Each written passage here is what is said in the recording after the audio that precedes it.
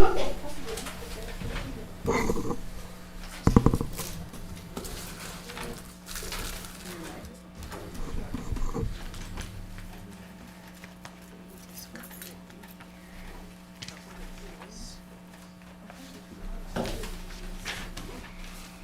is supposed to go, no, this goes. This to go. Did you sign that? Yeah. So this, Lynn just laid it Yep. down at the bottom. Yep. So,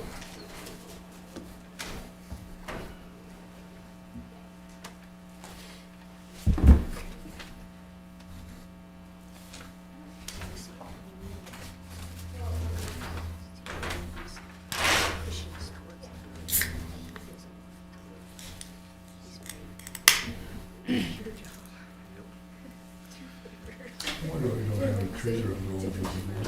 I know. All right, it is 5:30, and we'll go ahead and call this work session to order. Sorry. Oh, I thought that was Councilmember Garner.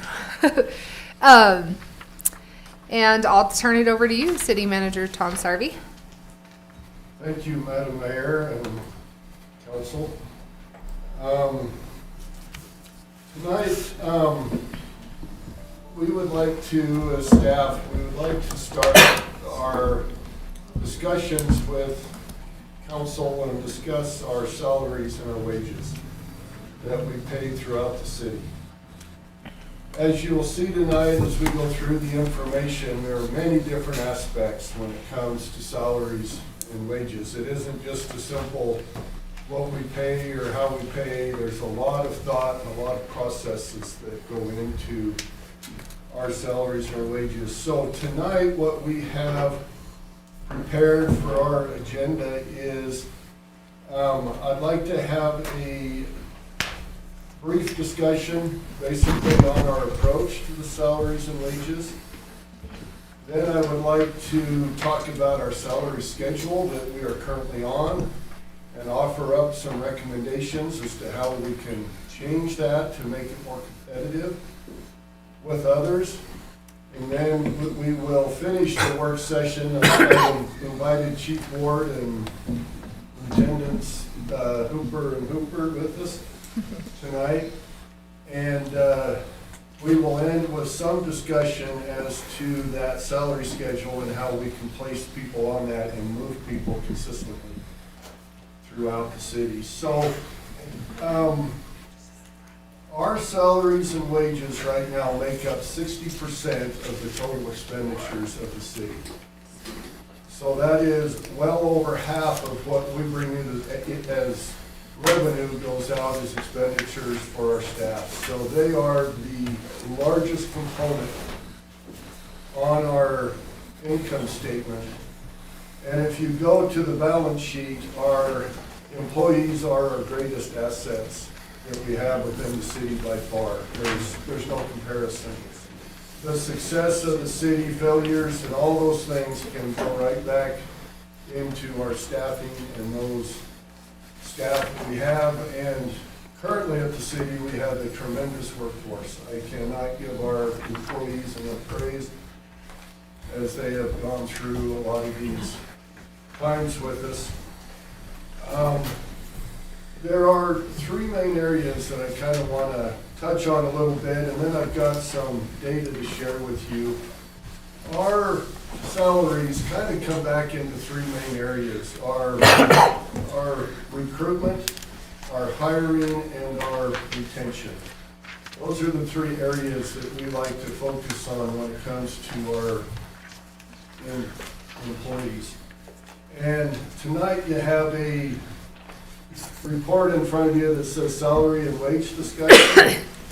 And then you'll also have two other paperclip documents in there. One of those is the salary study that was performed in 2022 that we'll talk about, and the other one is our current salary schedule and some modifications that we'd like to recommend to it. So those are the documents that you have. And we would like to discuss basically the current status that we have of all of these things. So if you flip to the salary and wage discussion booklet, what I would like to share with you is just some information about our turnover at the city. Kind of where we're at, some of the challenges, where we think some of the root causes are. According to this website, Culture Monkey, okay, I think it is a credible website. I Yeah. want to say, our salaries and benefits that we pay throughout the general fund and the enterprise funds amount to $9,432,000 at the last audit. I have a calculation that I'm going to share with you, but our current turnover ratio is 25.65%. That's a 4-year average. So we turn over 1 out of every 4 employees each year. That's our current amount. So if you multiply that for the wages of those individuals that we turn over, just as a general estimate, it's about $2.4 million that we pay in wages for those that have turned over. That would be like the annual amount. According to Culture Monkey, the website, the cost of turnover is between 1.5 times and 2 times an employee's annual salary. If you multiply that number of the wages that we pay for the turnover by 1.5, our cost of turnover is roughly $3,600,000 a year. In our budget, that's going to be about 1/4 of our total expenditures can be attributed to employee turnover. And that takes into account the employee's annual salary, accounting for recruitment, hiring costs, lost productivity during onboarding, training costs, and the time it takes for new hires to reach peak performance. So I would say at the city right now, it would be an epidemic for us, employee turnover and the cost and the effects on the organization of that turnover. That calculation, if you would flip back to, and we'll flip back and forth in this, but if you could go to page 9 in this report, I have, starting in 2021, I have the budgeted positions for the general fund here. That ties back to our organizational chart. So these are the actual authorized positions. In column 2 in fiscal year 21 is the number of individuals that we lost in those departments. So as you look through, general fund had 76.2 authorized positions, and we lost 16 individuals that year. And you could see the different departments above. And then as you calculate it down through the recreation and the enterprise, you'll see that in 2021, we lost 35 employees, and our total position count was 119. That equates to a 29.35% turnover rate in fiscal year 21. If you go back, I have the amounts for 22. It was 20.51%. It went down in 22. Flip to page 11 for 2023. It was 28%. It goes back up, and in 24, it is 24.38% for 24. If you flip to page 13, I took the 4-year averages by department and I sorted it so that we could see where the highest turnover is within the different departments. So you can see the turnover ratio for the 4 years, the 4-year average, and our national average, according to Culture Monkey, is 3.5%. That's the national average turnover. ratio. And then to the far right, you can see what we are over that national average. So all of these are ranked or sorted so that the departments with the highest turnover are at the top. And as you go down, you can see, so our building maintenance facilities has a 76% turnover rate, which means that throughout the year, for every 4 employees, we lose 3 of those throughout the year. Public Works and Administration is 66%. The Central Warehouse loses half their employees, it's at 50%. The Sewer Fund, 45. As you go down, the department with the least turnover throughout the city is the landfill. And then the fire department is next. And so when we look at these turnover ratios, as staff, we wonder what is driving these turnover ratios and why are these ratios so high in some areas and not high in other areas, and what does this really tell us? Well, the building maintenance facilities has a series of positions within it that are the lowest paid in the city. They're the ones that are to the furthest on the left on the salary schedule. So as you can see here that our pay would come into the retention side. We're able to recruit because we're able to turn employees over. So there are people for these jobs, but we are not retaining those individuals in those positions. So they come in, and like I said, throughout the year, 3/4 of them leave. As you go down through here, you will see that the ones that have the highest turnover here are the ones with the lowest wages. The higher the wages as you move down, the lower the turnover rate is. So, so with that information, if you flip back towards the front,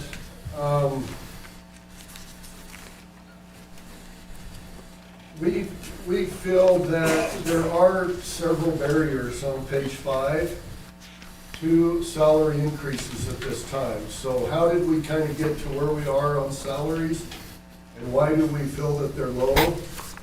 Well, over the last few years, we've had a difficult time balancing the general fund budget. We've overextended the revenues we have with operating expenditures in the different departments and the different things that we're trying to accomplish within the general fund. So our expenditures have outweighed our revenues as of late. And with that, that causes stagnation within our salaries. We just haven't increased them a lot during that time, even though inflation has happened. The second thing there is we have not put money away for funded depreciation for capital replacement. And so each year the need arises to put whatever excess money we have towards our capital instead of having that available to put into operations and to salaries. We also have many deferred maintenance projects throughout the city that we're having to put money to keep and maintain buildings. That's taken a lot of our capital. And currently, we do not have an active streets program to do mill and overlay on our streets because of the condition of our general fund budget.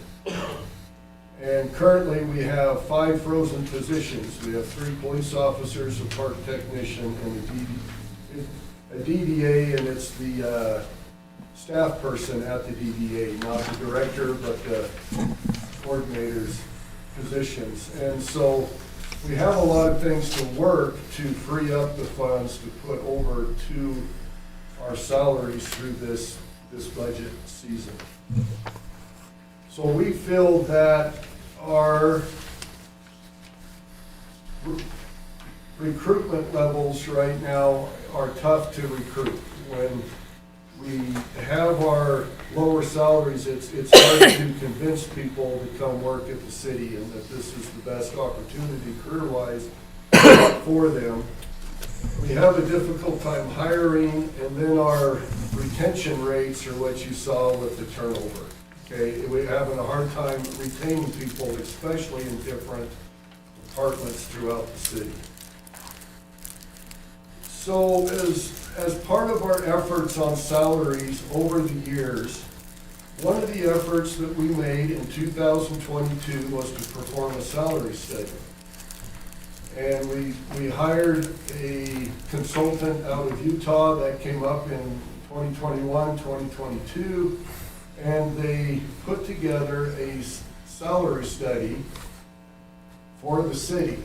Now, when this was presented for council, recommended, it was removed from the agenda or from the opportunity for council to vet the study. And so tonight, I would like to go through that study a little bit with the council so that you have an understanding of what is in that study. You know, what it represented, what is in there, and the different things that we can take from that study to help move forward in where we're at. The first thing that I would like to share, though, before I get into that study, is our current salary study or our current salary plan that we have.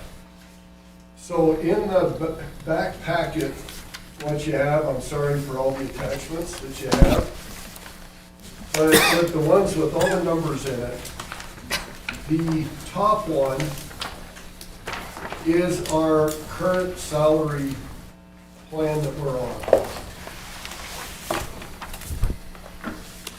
Everybody find that? This one? Yes, that's the one the mayor has there.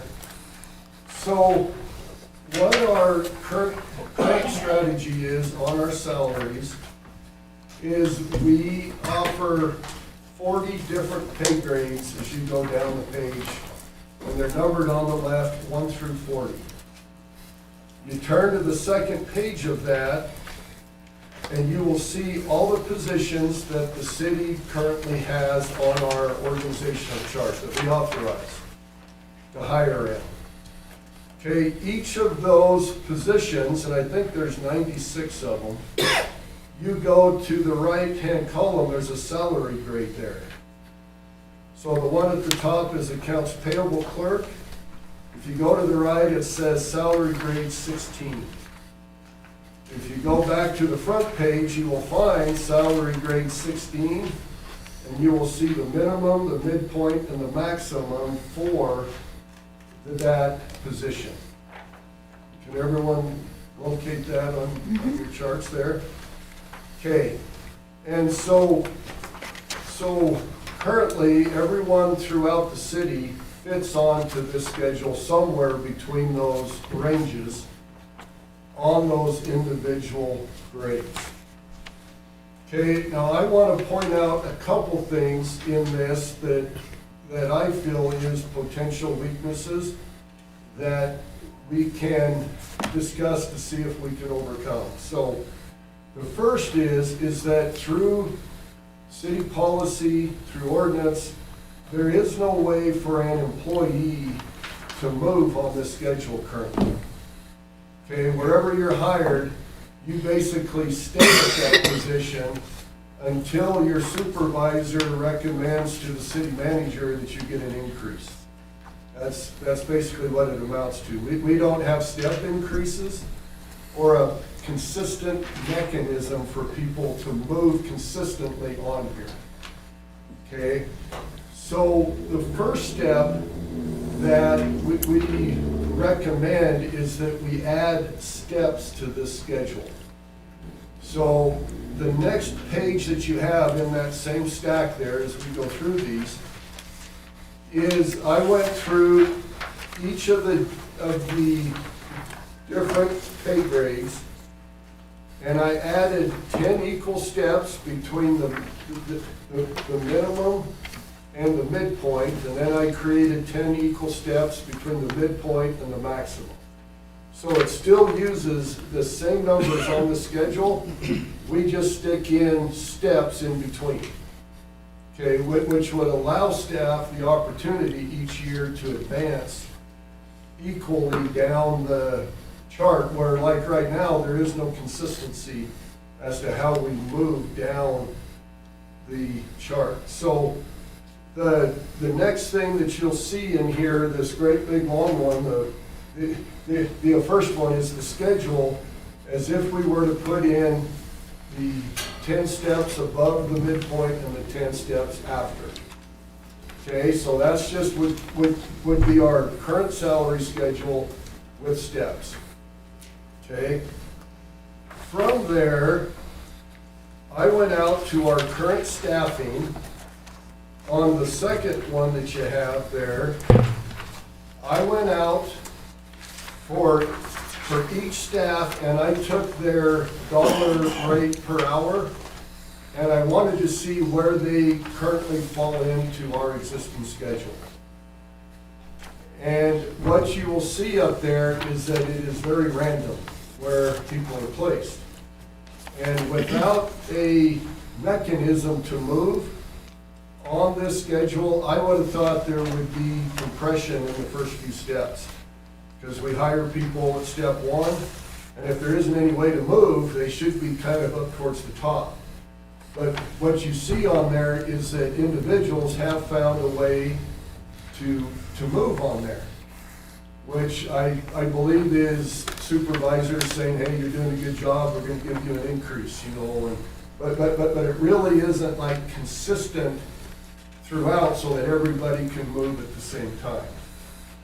So when I see that, you know, where everybody's at, I just feel over time that it just kind of evolved to where people kind of got to where they were. And I feel that it's really important at this time that we find a consistent system to move people through the salary schedule, so that everybody has those opportunities to move down. Currently, it is not the practice of the city of Rawlins to give job evaluations. And normally, your job evaluation is what would determine your movement on the salary schedule. If you go through your evaluation, and if you have a good evaluation or an adequate to move a step, you should be able to be justified to move the step, and if not, you would stay at your current step based upon your evaluation. So our recommendation is, as soon as we can get something adopted for a salary schedule, that we put evaluations into place so that employees know what's expected and they can see their outcomes of what they do with their job, and be able to talk about promotion or talk about all the things that job evaluations will show. So I believe this is a good point for the need that we have to input steps so that people move consistently on the salary chart. Okay, so with those two, I'd like to touch on the packet that you have here. And what this is the complete salary study from 2022. And I would like to walk through this with you so that you can gain an understanding of the strategy behind this, because eventually what we're going to recommend towards the end of all this paperwork is a hybrid between this and what we currently do, and then we have our justifications. But the salary study of 2022, okay, it is a study of the individual job positions that we have, and each position of the city, all 94 positions, were examined and they were rated based on 4 different factors. Okay, the top sheet that you have, factor 1 is responsibility. So you can see right below where it says factor 1 responsibility, 35%. You go down below, it has accountability and accuracy to the right, and then below it's controls over the work. So they went through each of the jobs, positions, and they gave them a score off to the right according to the amount of responsibility in their job, according to accountability, accuracy, and controls over the work. So they would move to the right on accountability through components A, B, C, D, E, and F. And whichever one matched that position, they would come down to the controls over the work and find the one that matched, and that would be their score for factor 1. Okay, so it's a matter of examining everything, ranking it on this chart, and responsibility was 35% of the overall study. If you flip to factor 2, it was job knowledge. And so you could go to the right, which is formal education and training. The more formal education and training that your job requires, you can see that you get a higher score going to the right. And then the knowledge, skills, and abilities that you have was going down. So once you would hit to the column on the right that fit that position, you would go down to the step that it matched on the other, and there again, that was your score for job knowledge, which is the second factor. If you go to the third page, it is work environment. So they examined the work environment throughout the city for every position. To the right, it was physical effort, and to the left, moving down, is working conditions. So here again, they went A, B, C, D across, 1, 2, 3, 4 down, and each job was looked at for these different factors, and then they were ranked. Here again, you received a score. Factor 4 is difficulty of work. And this is exactly the same. Judgment and decisions required are to the right. Complexity and variety of work goes down the left. And as the factors come across onto the scale, that was the factor that you would get for that position.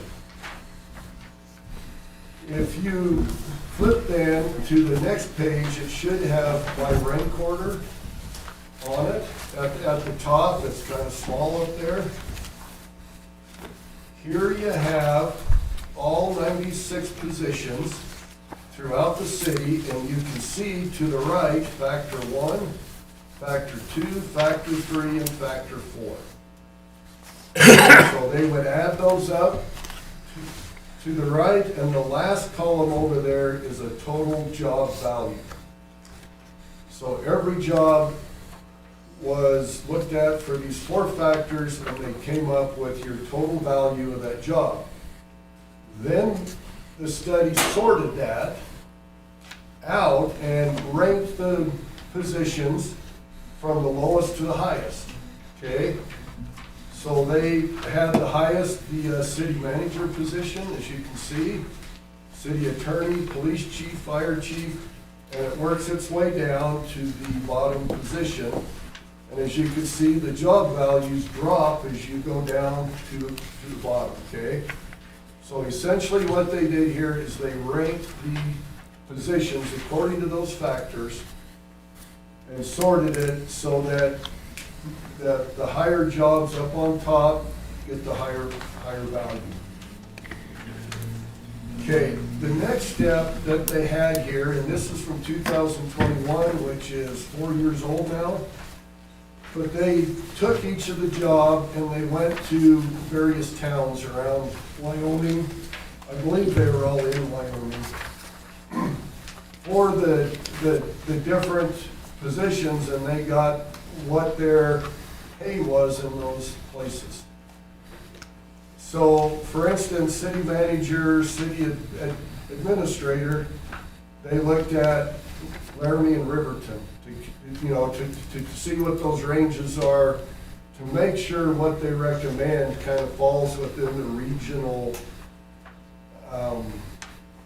spectrum of what we have in there. And so they go through essentially all the positions that they could through all of the towns around us throughout the state. And they came up with like an average of those to make sure that ours falls within that range. And that's a pretty good size schedule there. From that schedule, if you go to the next schedule, from there, they said, okay, we're gonna take that data, we're gonna kind of average the data, we're gonna massage the data a little bit. Now they're gonna apply a survey minimum, midpoint, and maximum for the city of Rawlins for that information. So the next schedule has that, the survey minimum, midpoint, maximum, then it has the average. And then to the right there, about 6 columns over, you'll see where the Rawlins pay scale falls into that. Okay, if we compete or if we don't compete, or kind of where that should be at, and they have all the positions listed there. Okay, with what their recommendation for salary was. Then if you go to the last staple document in that packet, I know we're going through these quick. What you will have then is this study then proposed a salary schedule with a minimum, midpoint, and maximum, and they put 12 steps in between the minimum and the midpoint, and 12 steps between the midpoint and the maximum. And they have this for each of the positions throughout the city. So every position would have their own unique pay steps, essentially pay grade. Okay, and so that's what this study was ultimately aiming at, was here they are, all the positions, here's how they can move by steps across. And that their intent was to have people move consistently. So if council offered steps that year, everybody that's eligible for that step would be able to move consistently on the steps. And that would stop people being placed here, there, wherever that they were on the schedule. So that was the ultimate goal of the salary study. Now, we feel, staff feels that there is some value in this, that there is some weaknesses in here. There are some areas in there that, aren't really what the city of Rawlins is about. Because it was done by an outside party, we value things a little different than the rest of the world, which makes us unique, and which makes us who we are. As a city, we have our core beliefs and we have the different things. And so what we recommend to council is that we put 50% of the weight of the proposed schedule on the proposed schedule. That we would take the job values that are on there and how they're ranked, and we would give that a 50% value of where we're trying to reach in the end. So that we use the study, we use whatever rankings is in there as it is, and we use that at 50%.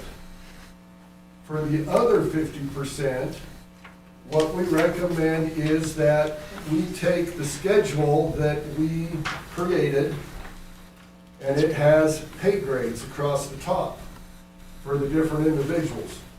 Where the pay grades are on here, as you move to the right, they increase in importance. So we basically did the same thing as the study did by saying to the city of Rawlins, this is how we would rank our positions. So what we would do, and I'm getting a little worried because we have so many stacks of paper, and I apologize to try to keep you on the one I'm talking about.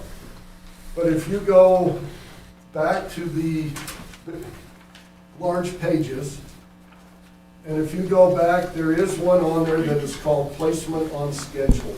And it's a letter-sized report that is landscape.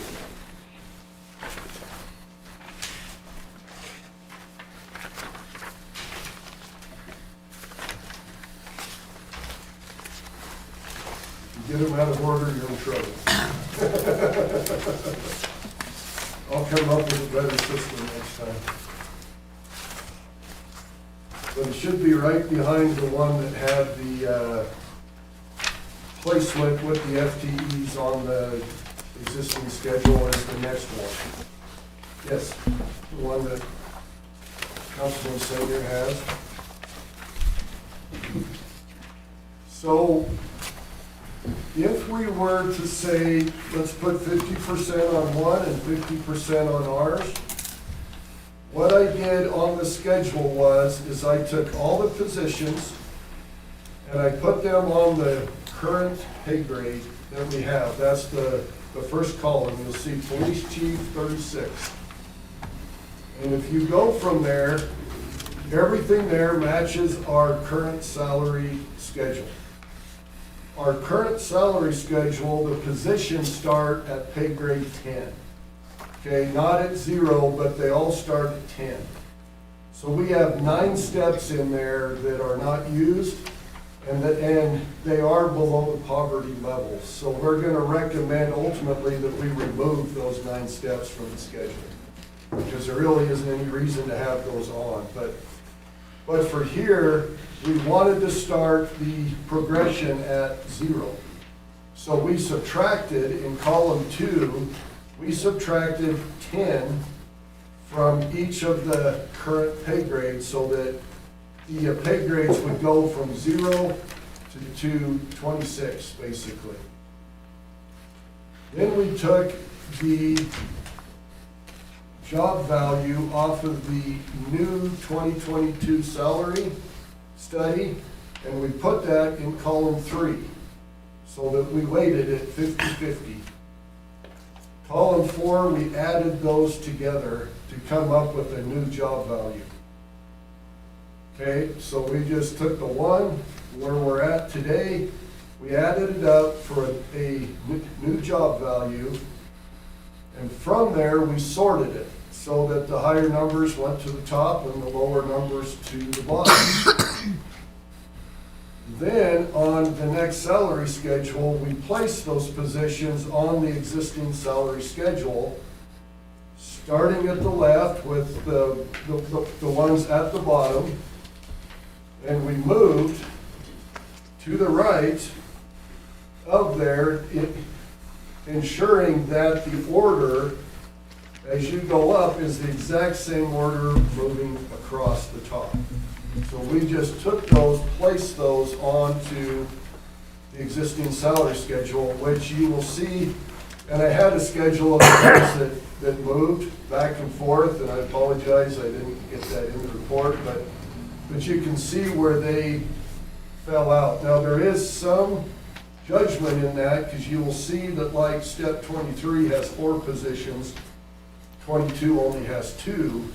So I went through the old schedule dollar amounts trying to match those up so that as you move to the right of it, they are still in order, but they pattern a lot of what the dollar amounts are currently. We can always just say we're going to assign 3 to each of these. moving across is what we could say. But for now, we kind of moved them in the order that we had. So we came up with essentially a new schedule with 21 steps with the importance factors across the top that tie to a hybrid between the two schedules. Is everyone following me to this point?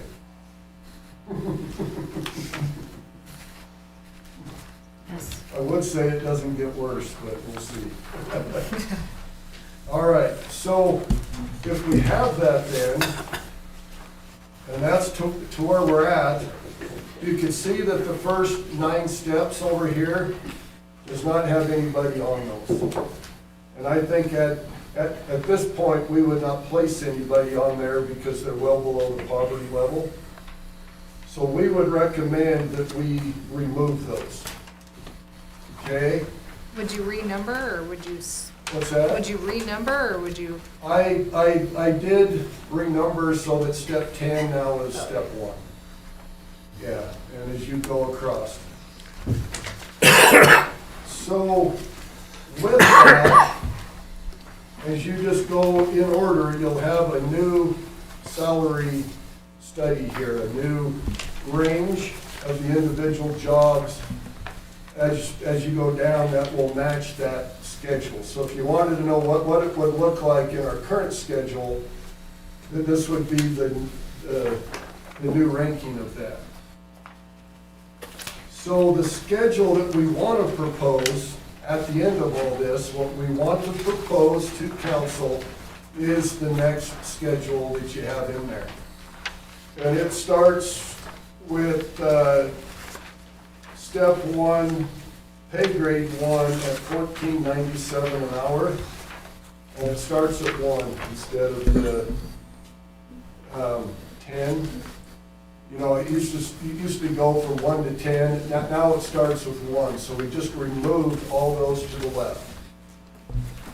Now, this schedule that we're using now, we have given some cost of living adjustments, 2 of them within the last 4 years.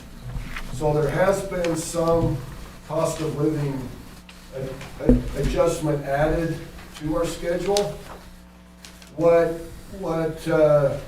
staff recommends on this is off of the existing schedule that we just delete the top 4 steps for inflation. So we would actually start the schedule at the old step 5. And those 4 steps then are added to the bottom so that we maintain 21 steps as you go down and across, okay? And then we placed everybody on the new schedule. That's what you'll have as the last schedule in there, is the placement. So anybody that would be on steps 1, 2, 3, or 4 before will get rerouted back to step 1. They'll move back up to step 1 at the higher rate, but then they will have 20 more steps that they can go through before they cap out on the schedule. So that's the schedule that we would like to propose, and that's kind of the steps, how we got there with it. I can say that if you go back into your booklet,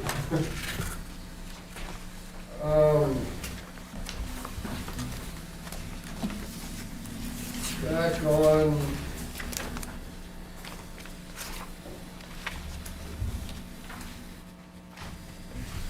back on page 23 of this book, on page 23, the increases based on the new placement for existing employees, that total cost will estimate, and I have it right to the penny, but it's an estimate, about $111,000 to migrate from the existing to that schedule and to get everybody placed on that schedule that are currently employed. The next step is we have some vacant positions without people in them that we're not able to put into that calculation. So in order to do that with the increases, we have some police officers. We have currently 8 vacancies in there. And so in order to bring those 8 from the old schedule to the new schedule, would cost about $63,000. Other vacant positions is about 46. And then I took the minimum off of the 2022 schedule, and I wanted to make sure that where we currently have the employees is above what that minimum was. I wanted to make sure that we fully implemented that in that nobody fell below those. And as you can see, the middle box, there's actually 7 positions that fell below that. That would be the increase of about $10,700 to bring those individuals so that they at least reach the minimum. The benefits comes to about $13,000. And then we currently have 4 positions that are occupied, even on the new schedule, that fall within the poverty parameters for a family of 4. Okay, now I don't believe any of them are families of 4, but we want to use that as a base, a family of 4. So we would have to increase that pay to get them out of that poverty level. So ultimately, with everything that I've shared with you tonight, the increase of that would be roughly $250,000. That's roughly what it would be to implement everything that we talked about, to get to the new schedule, to get people placed on there, and all of the work that we would have to do. We figure that that's roughly the cost. Now, how can we do this? That's what I know everybody's thinking, because of all the reasons that we said before are the issues, with the budget and stuff. We, in the last 4 years since I've been here as, at the city of Rawlins, we've been able to increase our cash reserves each year significantly.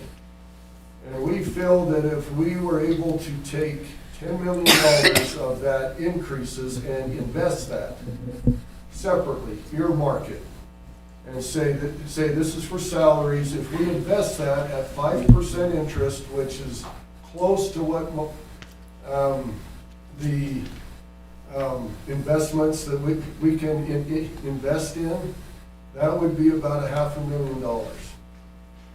And if we keep that over there earmarked, and if interest rates don't tumble, we should be able to fund this with those funds. Now, that does not help with our current budget woes that we have.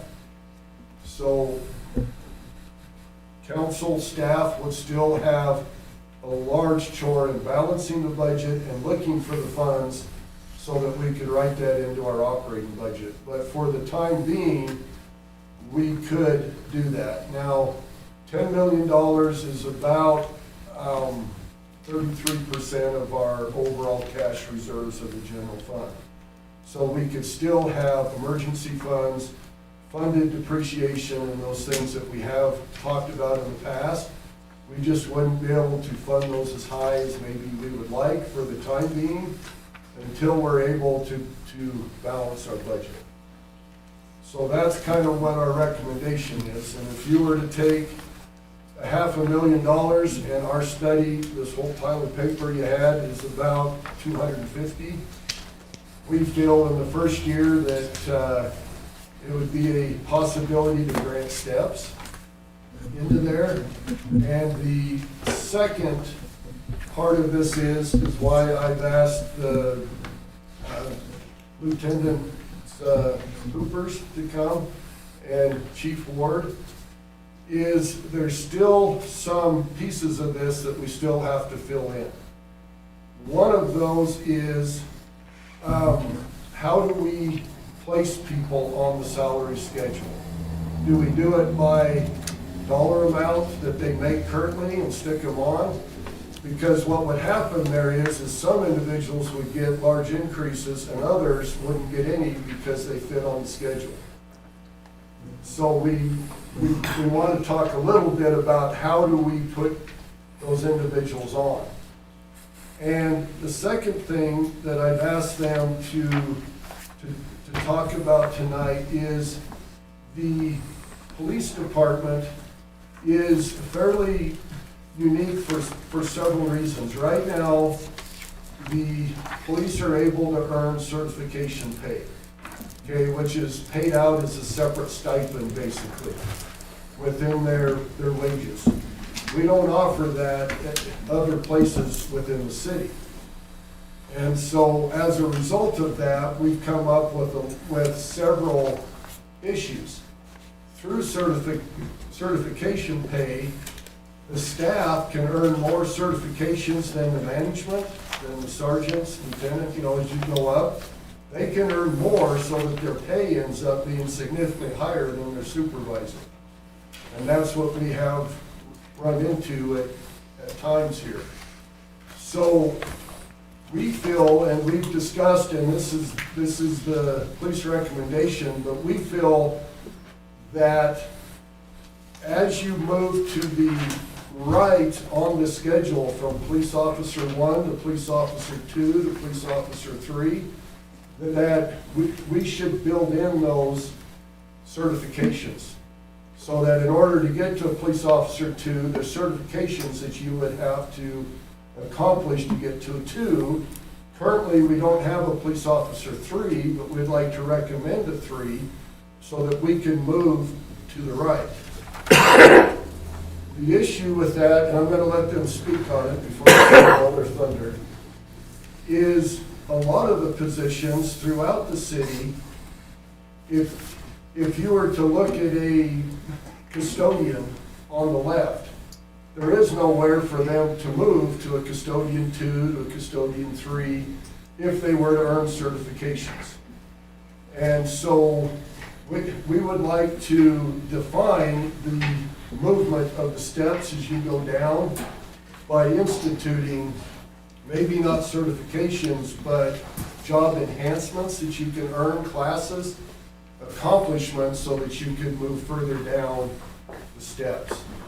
And so I've asked them here tonight, and what they will talk about is the system in which they are moved through the police department. Keep in mind that we want to institute this citywide.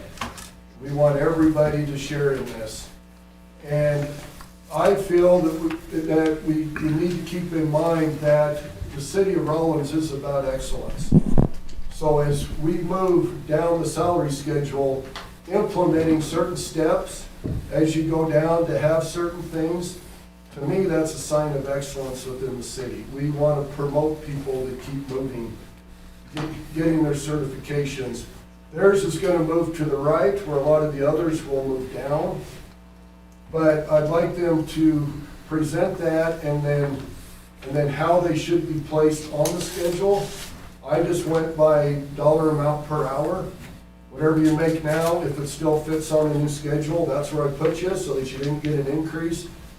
They have a system that will help us to define historically where they should be at on the schedule that's more fair. If we were just to say, you've been here 40 years, you should be at step 21 and you're at step 10, that's a big expense to have to make that up, and we don't have that kind of money. So they want to talk a little bit about this, and then the end of it with them is they have some statistics and some things for the police department that they would like to share as to like a salary study and recommendation. So with that, I'll turn it over to Chief Ward. Thanks, Tom. Honorable Mayor and Council, I'd like to start by thanking you for being here and for your time this evening. I spoke before you about a month ago about the staffing in the Rawlins Police Department. Tonight is really about all of our city employees, and these are the men and women that provide the services from the city to our constituents, the people we serve. They're absolutely our greatest resource. We have problems across the board in Rawlins, and Tom just spoke of many of them. We've been working with Tom for a while now about the police department and how to expand that to the rest of the city. The Rawlins Police Department is the largest department in the city of Rawlins, and we believe, also currently facing the most critical staffing challenges. I'm going to go into more detail later, but of the 11 officers we have, we are missing 8 of them. We only have 3 of them. Of our 7 dispatch positions, we have 2 full-time that are staffed, 2 that are in training, and then 3 openings. We're in a critical position. What we did was take parameters in working with Tom, many of which he just described, and placed our positions in the salary pay scale. And we used some kind of science to do that, which is what Lieutenant Rick Cooper is going to be describing to you in a few minutes. We also believe that what we did can be expanded to the rest of the city's employees. I'm going to give you, I have a lot of information, but in being sensitive to time, and I want to leave time for all of you to ask questions for all of us, one of the things I just want to cover before I turn it over to Lieutenant Rick Cooper is how we got to where we are now. So back in 2019, the police department was short 4 officers, which was critical at the time. Now we're 8. And they came before council with a presentation. I had that PowerPoint right here. And they explained the situation. They went through all the factors. And at the time, council decided not to raise the salaries, but they did decide to allow the police department to earn more money through certification pay. This is something that the fire department had already been doing. One of the differences between police officers and police employees and some others is that we are required to be certified by the state. Our dispatchers and our officers are certified by the Wyoming Peace Officers and Standards. That we receive different certifications that we also have to maintain. We also benefit when our employees obtain other certifications that we as a department and a city need. So for example, we are required to qualify with our weapons every year. So therefore we need certain employees who are certified by the state to do that for us. So a schedule was created where certification pay was awarded to Rawlins police employees, and that's part of the packet that Tom presented this evening. These certification pay had to do with different types of training, different types of certifications they received, as well as education. As a result, over time, and let me back up. Since I've been here, I've been very grateful that the employees I lead have been allowed to get certification pay. It's been beneficial for them. It has been beneficial in terms of recruitment. We've brought people on laterals who are already police officers or dispatchers who came here because of the certification pay. But there has also been some unintended consequences. And Tom alluded to some of those. We have inequities in pay. We have actual officers with their certification pay making more than their superiors at the sergeant level. So there have been these unintended consequences that came along with it. In 2022, when the salary study was in progress, one of the goals was to eliminate certification pay while at the same time adjusting the normal pay to what we believed it should have been.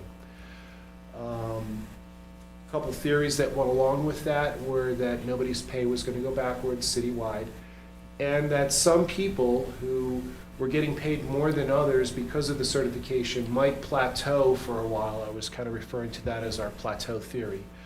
But they'd be making more money earlier in their career and getting a little bit ahead that way. Staffing in policing is a nationwide crisis, and there's a lot of theories that go into it that I could talk about. For the sake of time, I won't go into them right now. Wyoming, these challenges that have to do with police staffing, and I would even say with all of our public staffing, are really magnified. We're in the least populated state in the whole country.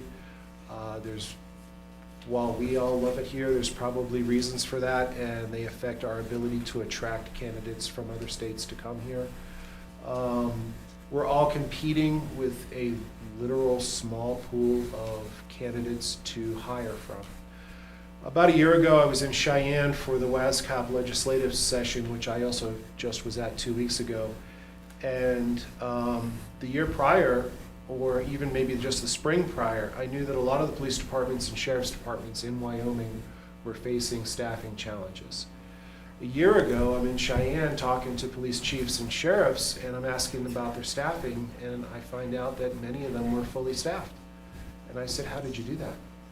And they said that they had gone before their governing bodies, explained the situation, and either their city councils or county commissioners had raised their salaries, and then they had successfully filled their open positions. I went 2 weeks ago, like I just said, to Cheyenne, and I was speaking with chiefs and sheriffs again, and their situation has stayed the same. Many of them are fully staffed. The ones that aren't are in the process of staffing up. Tom, earlier today, made an analogy to that I thought was pretty appropriate. He's describing this competition to staff law enforcement in Wyoming as an arms race. And that's kind of what it's like. As these other jurisdictions are raising their starting salaries, and I have those numbers with me from 2 different studies, one our own and another that another jurisdiction had done. As they're raising their salaries and successfully filling their openings in law enforcement, that's actually pushing us farther back. We're competing for the same people, and as they fill their positions, they're taking those people.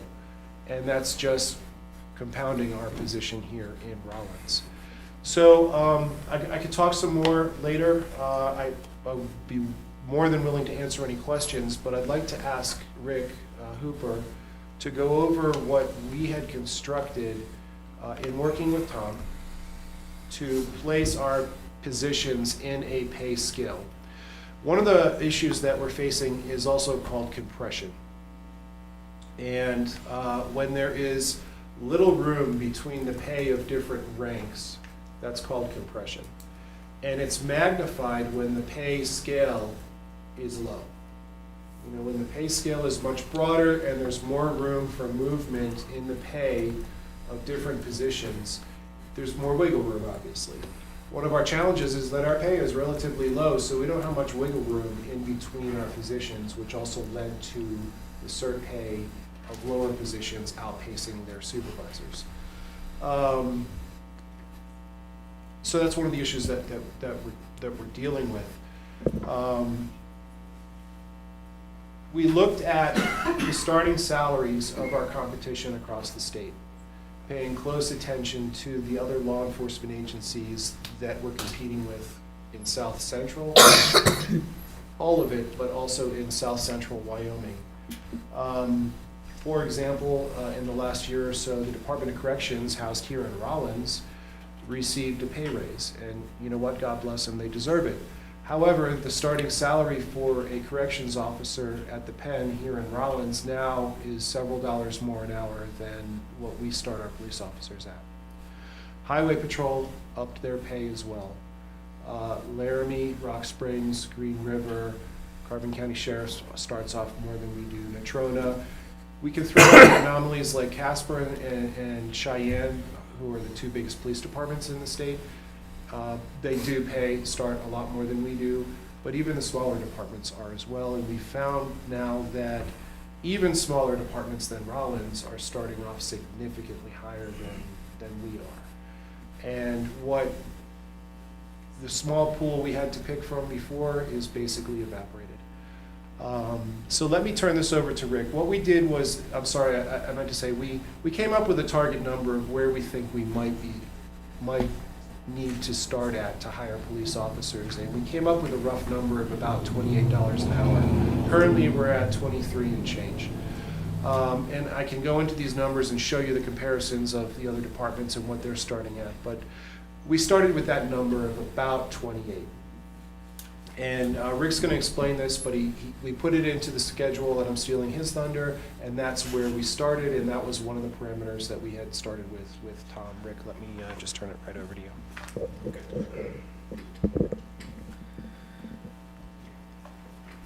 Honorable Mayor, Council. So what we've been doing, working with Tom over the last several months, and he's been developing potential pay schedules out there. And what we're looking at is, one, how do we maintain a professional employee by allowing them to get the certifications needed to advance themselves in a career and to make them a better police officer for the city of Rawlins.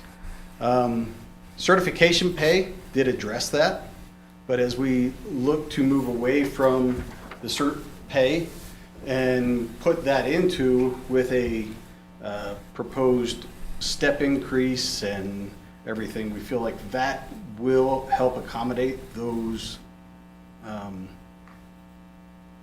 the pay that we saw with cert that got people up to where they were at, but with the steps and increases, that will also balance that out.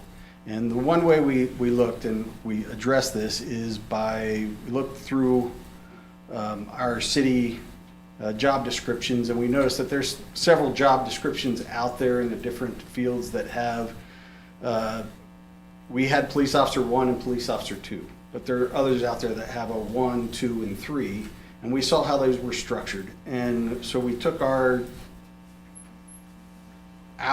state post certification, which is a basic police officer, advanced police officer, professional police officer, and there's guidelines that they follow. We use that as the basis for our 1, 2, and 3 to kind of coincide with what we were seeing with some of the other job descriptions in the city.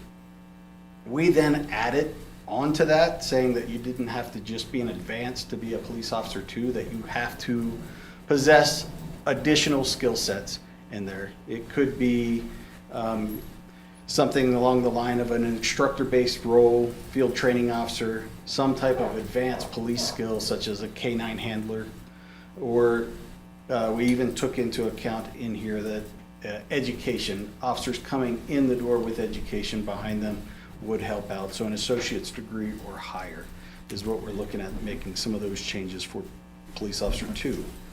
Adding in a police officer 3 would then equate to a professional police officer to Wyoming Post standards. And then again, you would have to have 2 certifications to make that. So again, same type of thing, instructor-based role, field training officer, advanced skills, but also there we did up the bachelor's degree to get that at that level. We talked about, it's not on this piece of paper, I apologize, but we did talk about doing some years in service as well to accommodate for the education, the college degrees. For example, associate's degree, if you had 4 years in grade, that would equate to associate's degree. 6 to 8 years for the bachelor's degree to move on up to that next level as well. And that would all be written into the new job descriptions. To look at this, and then we married that up with the new potential pay scale to see where people would land. Well, one thing we do recognize is that the city, we have to manage budget. And in order to do that, we have to make sure the bank isn't broken. So how do we accommodate that? And of course, Tom talked about just moving people over where they were being paid now into a pay scale. And looking across the board, this is something that we feel we can do citywide. One thing that we looked at is this is the proposed pay scale. Doesn't have any of the job descriptions in it, but just some concepts that we came up with to help move people in within these steps, and then to do placement of existing employees into this program And then once we got them in place, the city government would come up with the way to advance us through the steps from that point forward. One thing we looked at is, again, we have some unique things with the police department, such as, we bring in lateral employees, so how would we accommodate for a lateral employee coming in, taking care of the years of service that they're actually bringing to the city when we hire them? We factored that into this concept as well. So if we look at the concept and use the grades of 17, 18, and 20, we can move people through there. One thing that we talked about is that the first step at your base level, you're there until you receive the certifications required to actually maintain that. For the police, it's easy. If you don't get your certification within the first year, you will more than likely be terminated, but you wouldn't move out of that first year advancement until those certifications were obtained. That can be applied citywide to any job that requires certifications within the city. Once you obtain those certifications, you would get that step increase, and then from there, your probationary year within that step, you would stay there for that 1 year period. After that, you would move out, and you would have steps defined as like a step is a 2-year period, and you would be in there for a period of time, and then it would drop to a 3-year period for a step. This is just concept, and this is, again, a concept that we use to help place employees, existing employees, into the schedule, because, again, when you talk about some of the employees that we have a lot of long-term employees. They would be maxed out on a schedule, and it would not be, we just wouldn't be able to afford that. So as we look through this, the 3 steps we looked at kind of follow some typical, your general police officer and the amount of years they would be in those steps before they would get the advancements into the next area. I also, with the step increases, one concept that we came up to, and I'll highlight it up here, it's in the gray box up top, is traditionally under our current step, if you move from one to the other, each step is 4% between each step. But there's no step increases, or sorry, grade. I don't want to mix my words up, sorry, I apologize, but there's 4% between each grade. And when we move an employee between grades, they tend to get a 4% pay raise of where they're at within that area. But there's no step increases. With step increases, there is the potential for a employee to get a little bit of a pay increase every year or 2 or 3 that they're here. So one concept that we did with this is that we didn't give the full 4% for each bump. It was actually half of that for each bump. There's still a 4% between grade, but they got a 2% increase for making that grade, because they also have the potential to get increases as they get years in service within those grades. That also helps with the compression that we talked about earlier. One of the challenges that we face, especially in positions where there's promotion, is you may have employees that have been in a certain grade for 15 years and they're not promoting to the next level.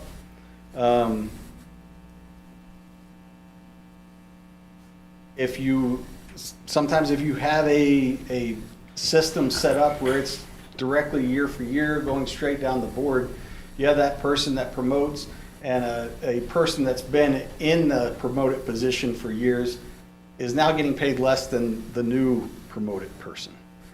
And that's what we see with the jumping up the 4 and 8% across the board. So it does help with that compression. It still does take into account that employee's been there for 15 years, but it doesn't necessarily take them past the other officer that had been in that position for 10 years and now is getting surpassed by a new person. So there's all kinds of unique challenges, and these were just ways that as we look through pay scale and the steps is how can we manage this and keep our employees at a rate that they're still trying to maintain their professional standard and also getting a pay increase. So the one way we looked at ours is we literally just took what we proposed for our police officers and sat them in a scale. And we took them through the scales, through their years, and gave them those increments and see where they would fall on this pay scale as they progress through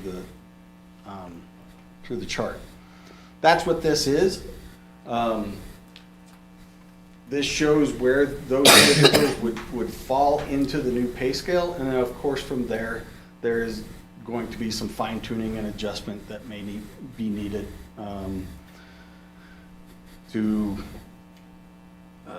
just make adjustments so we stay within budget. That's the big thing.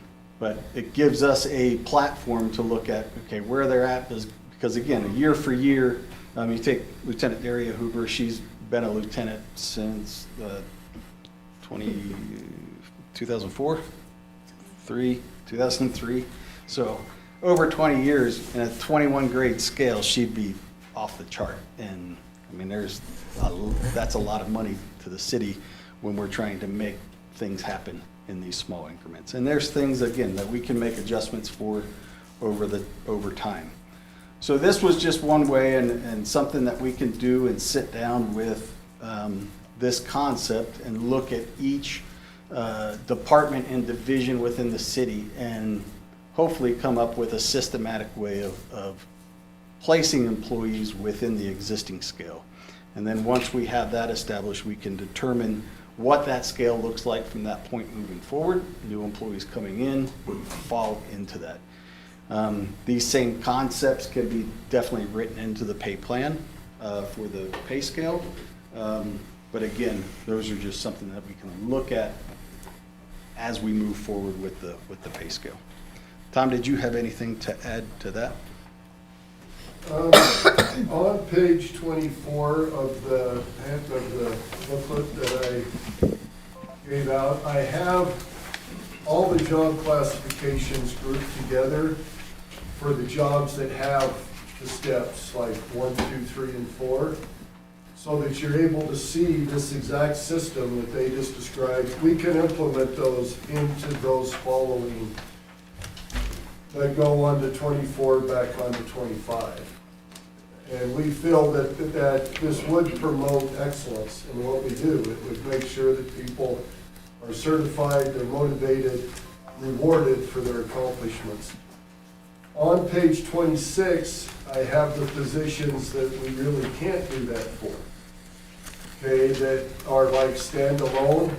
What we would do with these is write in as you get steps going down, we would write in either like certifications or some type of job accomplishments, career accomplishments, as they move down into there.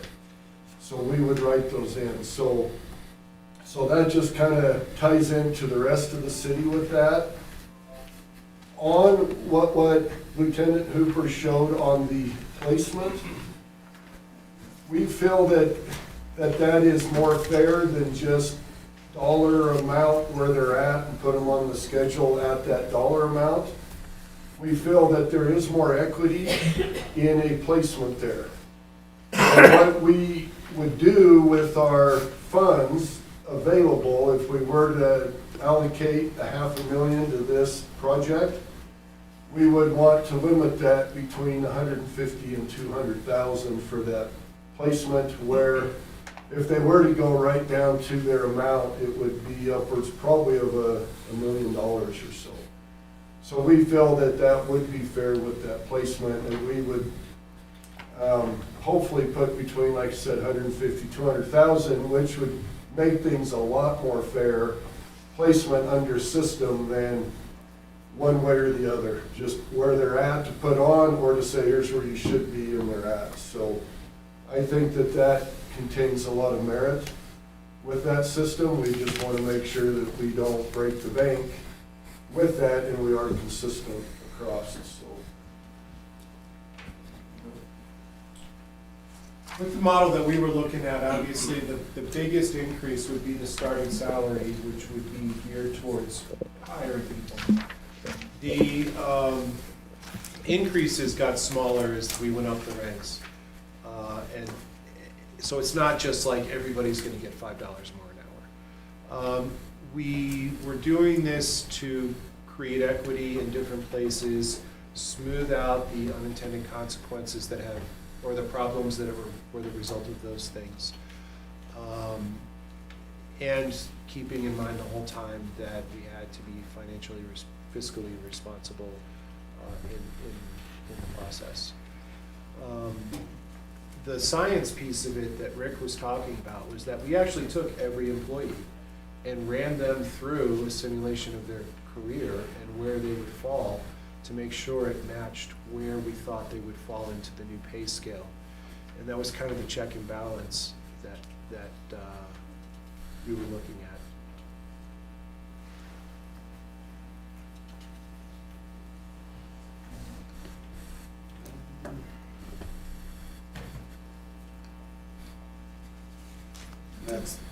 These are examples of those. And again, accommodating for anybody that came in with degrees, anybody that came in with prior law enforcement experience. And again, those are things that were also relative to your job. So making sure that that law enforcement, it's not a security guard coming in from someplace else, or we don't account for a detention officer coming in for someplace else. It had to be in law enforcement and doing that job. And that's just something that we would kind of adhere to throughout the city as we looked at that. Well, that would probably save us money, right? Because they would not have to go to the training on our dime. Correct. Yeah, bringing in a lateral dispatcher, police officer, or really employee in almost any position, they're going to bring in the fact that they've already been trained, which saves a lot of money. And in our profession, training is a long period. They're going to bring their experience, obviously. So we want a system where we can, they're not coming in as like a brand new employee with no experience, nothing to offer other than what they're going to do in the future. So we wanted a system where they could come in at a place that's fair for them and it benefits the city. They're going to get paid more as a new employee, but what they're coming with saves the city a lot of money and provides a lot of benefits to their workforce. Well, and then your training officer piece is much shorter, right? Because I know it's Yeah. it's like a year for the training. Correct. Right now, Or new. especially under the current conditions with being on, because we train to a standard within law enforcement. Our field training process is on an 8-hour shift is 14 weeks long. We're not on 8-hour shifts. We're on 12-hour shifts, and while they're in the training program, they're not those individuals are not on for the entire like a regular 5-day work week. So it actually shortens them up a day, so it actually extends that out. So typically with a standard 14-week field training program, plus the academy, plus our in-house training to prep them for the academy and our field training process, it minimum of 8 months to get people through that training.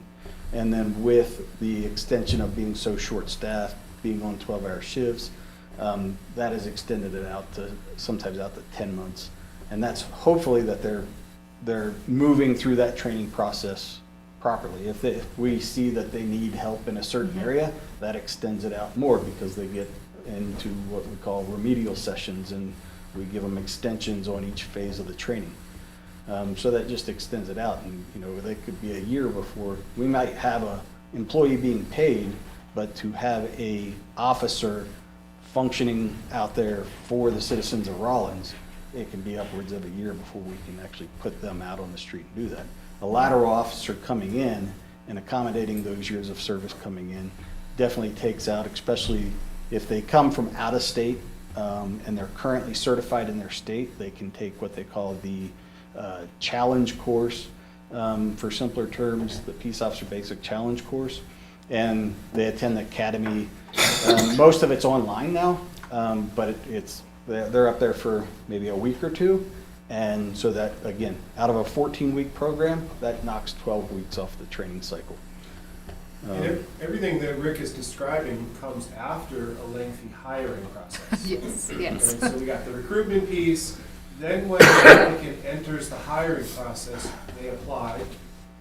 We have a physical agility test if they're not already a certified peace officer, a series of interviews that are conducted.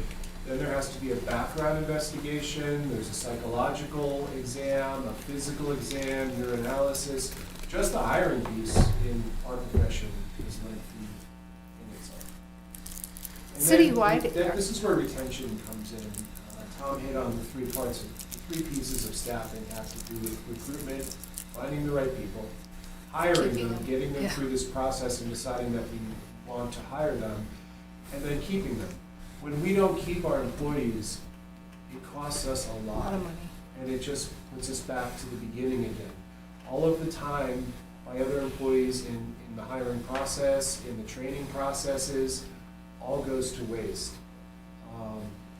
And that is really, and that's not just in policing, but across the board with all of our employees. Having to replace people that we've already hired and trained is an extremely costly endeavor for any jurisdiction. Are we still having problems across the board with getting people through the drug testing process? I know that was an issue, and so it was taking a lot longer than it should, and then people had moved on to different. Are we still having issues in That's that? still an issue. Have we It looked into isn't- doing something different? Yes, we've looked into that, we just haven't made like a move. Okay. It hasn't been like a glaring issue lately, but we still use the same system and it will reoccur, Yeah. is what I would say. So that is on our list when we get human resources. Yeah. I know that it's caused problems definitely for Parks and Recs and for Cody.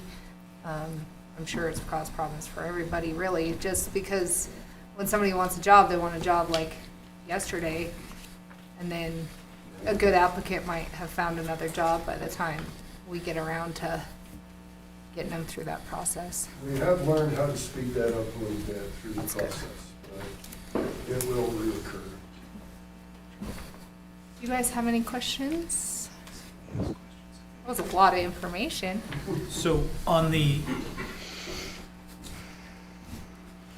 this does not have a page number. This one, Okay? the second one, where you Okay. took off the front 10, Yep, okay. Then you said you were gonna take off the top 5, top 4. top 4. Yes, I believe is what we did. So if you take off the top 4, the differential between the starting number in 1 and the starting number in 4, are you moving that dollar amount to the bottom, Yes. all across the board? Not the dollar amount, but the actual step or the steps. We wanted to maintain the schedule at 21 steps. Right, So we took the top 4 off, which moved it to 17 steps. And we added those 4 at the bottom so that it remained 21. so if you remain at the 21, the differential that you have between 1 and 21 currently is going to be different now. Each individual step will be smaller. Unless you're gonna take whatever the difference is between, I'll just take childcare. In step 1, it's $14.97, in step 4, it's $15.78, give or take $1, right? Okay? So are you gonna take that dollar and push it to the bottom and make it 21? And add that dollar to the very bottom? Or are you gonna compress all of the steps in between? Because you're gonna go back to 21, but you're taking out $1 of the total. I believe what I did, and I gotta follow, I believe what I did there is I took the step 5 or the 1 on that schedule, and I moved that to step 1-1. And Okay, then I used off of this schedule that goes 4% down and 36 across. mhm, I believed I used those same percentages, it's the same schedule, and it just filled in after I did that. But I did not go back to ensure that it was 4%, going down and those percentages across. I will ensure that those are still consistent with the original. It's not so great on the childcare one, but if you get over to 31, the difference becomes $4 and $5. Okay, Okay. And so are you moving the 4 and 5 down into those, you took 4 steps off the top, or 5 steps off the top, and when you add them to the bottom, are you adding the $4 to the 6603? So that you are now, the spacing stays the same. Does that make sense? yes, The spacing will stay the same, it just makes the top of that category $4 more. okay, I follow you. Does that make sense? Yep, So, because it does gradually increase as it goes to the right. It is increasing. So that would take police officer 1, and it would move it to 3006 as opposed to 28. That makes sense? And then the difference between those two things is $2. So at the bottom of that list, which is 3813, you'd add that $2 back. well, the schedule that I think you're referring to here already has the top 4 removed. On this one This that I'm one? looking at. This is the one you've removed them already? I believe so, because it only goes through 31. Yeah. Pay grades, yes, the original went through 40, so it's already been removed on this one. So everything, so what I'm looking at in 1 is actually 1. Yep. You're not Correct. taking those 5 out of there, those Correct. 4 out of there. Correct. Okay, It's already been taken. forget everything I said. Yeah. Because I Councilmember- literally, that's what I thought you were saying, let's take these 4 out of this. No, I've already done that That- before you okay. get to that schedule. Okay, all right. Yes, I So follow you. From what I've seen on what he provided there too, it did follow within the current the pay scale that Rawlins has used for decades of the base Right. midpoint being like 18% or so, and then 18 and then 36 for the Yeah. max. It Yeah, did that's fall still in within there. each of those. Okay. And he did the Councilmember formula to Elliott give first. steps in between. So can they max out on their steps, and once they do max out, what happens after? Well, there's 2 different options there, as I would see it, and we would have to put this in policy. Many organizations, once you max out, you're just maxed out. You don't increase anymore because that's the maximum of the schedule, you just stop. But the practice that I've seen that I would recommend is that you've earned a raise that year, you've earned an increase. And what I have seen is that you would pay that out as a bonus check, essentially, at the beginning of the next year. Of the entire amount of that raise, it would just not be subject to Wyoming retirement and to benefits. It'd be like a stipend or a bonus. So that the salary maxes out what your benefits will max out. Anything off of that would not be subject to benefits. But we feel if you still earn that you should be able to at least get the raise that you earned the previous year. You just wouldn't be able to add to the schedule. And that's something that we could definitely write into policy. Most organizations call that a max wages check. Is that like if we were to designate a cost of living raise for all employees? So if you're in lane 1, you'd start at step 1, you'd go down to 21. Once you hit 21, there's nowhere else to go on that schedule. Okay, there just isn't. You've maxed it out. But if you go through your evaluation and get a score, you should be eligible for some type of compensation based on that raise. We would just pay that at once and make it so that it's not subject to benefits, so that your retirement will not be calculated anything off of that schedule. And then the next year you do the same thing, you just get a max wages check. Now, a cost of living adjustment, we would go to the far upper left, and if it Oh, was a and move them all. 5% increase, we would say, okay, increase at 5, and it would flow all through the schedule. And whatever step you're on should have increased 5% in pay. It isn't like a movement down the step, it would be spread out. And the importance of that is our current schedule has the police officer one base pay at $23. That's because over time, we didn't alter the schedule for cost of living, and it fell totally out of the market. But if we would have added it in the past, every year, 5-10% cost of living, that 23 would have been closer to the 28 that we're recommending. Councilwoman Lumen? Oh, sorry. You go first. First, I hope your hunt for an HR director is going well. It is going Good.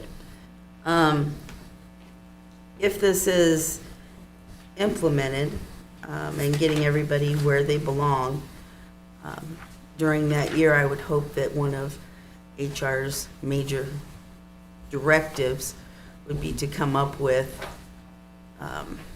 the necessary language or information for the employees on, this is what we expect for you to move up in a step. Because that's going to have to be done Quickly. quickly for all the employees to be able to have that discussion with their managers, for the managers to understand, okay, you're an employee, you're at this step, these are the things I'm looking for, so that they have an opportunity to, get what they need and ask any questions, so they're not surprised at the end of the year and their manager has a different idea of what it means to step up than what they had. Correct. Yes, we will make this a very high priority, especially with the new director coming on. We feel that for some departments, this needs to happen as soon as possible, maybe even next meeting if we can convince council with this, because some of these departments really need that shot in the arm to be able to recruit. I agree. But this is a very big project. We're talking 93 positions and about 120 employees And all the numbers that you went through. that we'd have to place and put on and come up with that and figure the system out. But we feel this is just urgent at this time, or critical. I agree. I do feel that the department heads will be crucial in implementing that as well, because they know their staff the best, and I think they'll have more initiative to get it done because they want what's best for their staff, and they want their staff to get these raises, so. Councilmember Elliott, go ahead. Are these for hourly employees or salaried employees? This is Or both. everyone within the city, it's both. Is there a way that we would be able to get some hourly employees into salaried positions so that we can reduce overtime spend? Absolutely, that's always an option to look at, to see who's, they'd have to fit a salaried position. From an hourly, we'd have to go back through all the FSLA rules and do that, but that's always an option for some, and we have some right on the brink, they could go either way. Okay, I think with overtime employees that could possibly go into salaried, we'd probably be able to pay for itself, or at least a good chunk of it. That's all I have. Councilmember Sanger? So in order for all of this to work, we have to sweep. We have to sweep money. We do, And how soon are we going to get to that? soon. Because we can't pay them if we don't got money.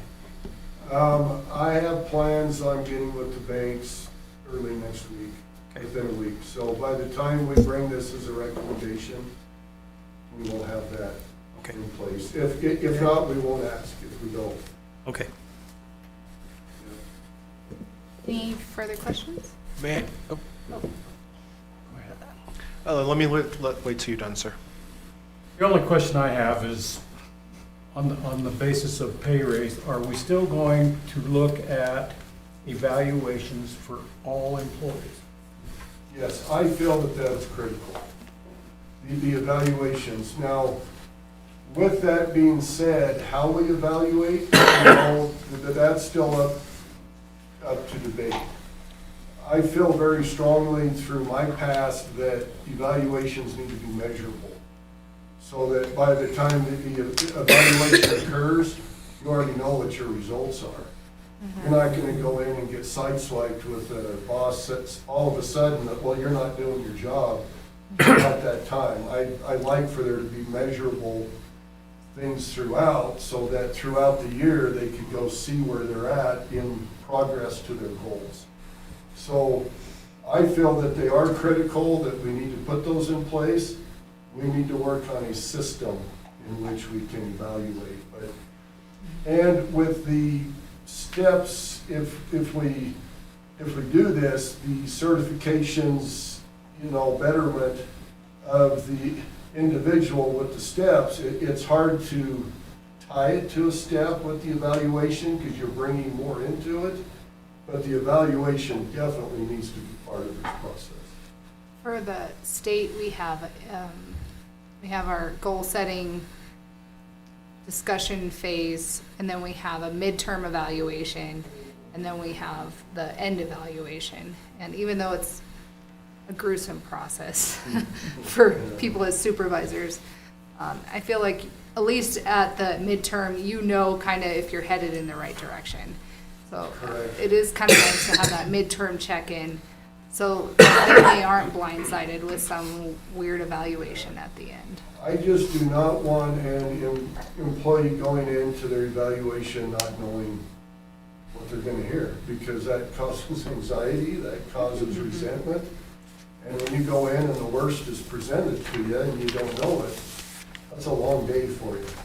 I think that they need to know throughout the year where they're at, so that at the end it can't be, well, you're not doing your job. Well, why am I hearing that now? Why didn't I hear that 9 months ago when I could have changed this? So, like I said, I feel we need measurable goals and things that each person knows where they stand at any given time with their evaluation. And that way you have good check-ins during the year as to where you're at and how you're progressing and how do I do better in this area, I'm not scoring well. You can have that then instead of at the end of the year when it's too late. You Ford? Oh, yeah. I had another topic that's related I wanted to cover. I could do so now quickly or cover it during the regular council session. Go ahead. Okay. Since December of 2018, the Rawlins Police Department has been making its dispatchers and officers work mandatory overtime every single week just to fill our shifts and provide public safety service to our community. What that means for our officers and our dispatchers is that they are working 8 hours a week of overtime that we're requiring them to do, which equates to 16 hours a pay period or 416 hours a year. This is time away from their families. This is time away from relaxing and recovering before they come back to work. We, of course, already are working 24/7. We're working weekdays, weekends, holidays, and everything else. What that equates to, let me jump back. They're also losing vacation hours that they're earning because they can't take their time off. We're really compressed. The police department is really tired and really worn out, and to their credit, they still come to work every day and take a lot of risks upon themselves and their families to make sure that everybody else is safe. At some point, the city of Rawlins elected to apply a portion of the Fair Labor Standards Act, or the FLSA, a federal law, specifically Section 7K, to the Rawlins Police Department. What this federal law does is allow local jurisdictions to force their police officers to work 86 hours within a 2-week pay period before they're eligible to earn overtime pay. So what that means is that not only are we making our employees who are providing public safety for the city of Rawlins work extra, and those extra hours do not include court time when they have to come to court. That does not include overtime that they earn when they're covering for somebody else's shift. That's just on top of their regular shift. So these officers have to work 86 hours in a 2-week period before they're even eligible to earn overtime at a rate of time and a half. What that means is about 156 hours a year our officers are working in overance of a normal schedule that we're not even paying them overtime for. I know that my opinion is biased. I have strong feelings for the people I'm in charge of leading, but I feel this is incredibly unfair. In fact, it was a horrible decision that the city of Rawlins did to implement this to its police officers. I think it's horrible, to be honest with you. It breaks my heart to see these men and women working the hours they do, taking the risks that they do to protect other people, and then to treat them this way is just totally unfair. I don't know why Rawlins chose to do this, but they're taking advantage of their own employees that are already paying a high price for what they do. And I wanted to bring that to your attention. Great. I think that too will be a priority when we get into that employee manual, right? That's Yes. one of the topics in there. Yes, I can say the way that we budget overtime, I do not budget for the 86-hour rule. I have in the budget full overtime over 40 hours a week or 80 hours over a 2-week period. That would be something that we could lift without even affecting the budget. Because I actually budget. Could we time do and a that half over. quickly? We could put that on the agenda for next meeting. And then another issue is that many of our employees, I don't have a number on exactly how many are maxed out on their leave. So while they should be earning leave and they're entitled to it, Yeah. they're not earning it because they haven't had the opportunity to expend what they've already earned previously. And that probably extends beyond the police department. I know that like the lieutenants are always maxed out. Our longtime employees, Valita Rodabaugh with more than 25 years with the city, maxed out. But it really is the 86-hour rule that just, it really hurts me when I see what we're doing to these men and women. I agree. I think we should put that on the next agenda. We And can at get least that we next can. agenda Yeah. going. All right. Well, if there's no other questions, we'll. Oh, go ahead, Councilmember Garner. Can you hear me? Yep. Yes. All right. One thing, Tom had mentioned that you'll present this to us once he finds out whether or not we have the money. And it sounded like you were going to bring it to us until you have that. One thing I would ask, no matter what happens moving forward with the budget and the salary increase, that we try to move the police department salary immediately, even before you get to the bank. And the reason is just because of the situation we're in. We have to correct that. And if we don't have the money, we still have to correct it. We put our citizens in a bad way, the officers in a bad way by doing the same thing. And so if there's one thing that we do move forward with, good or bad, at least get that corrected in the near future as possible. Was that it, Daryl? Yeah, sorry. Okay, thank you. Tom, did you have any last remarks?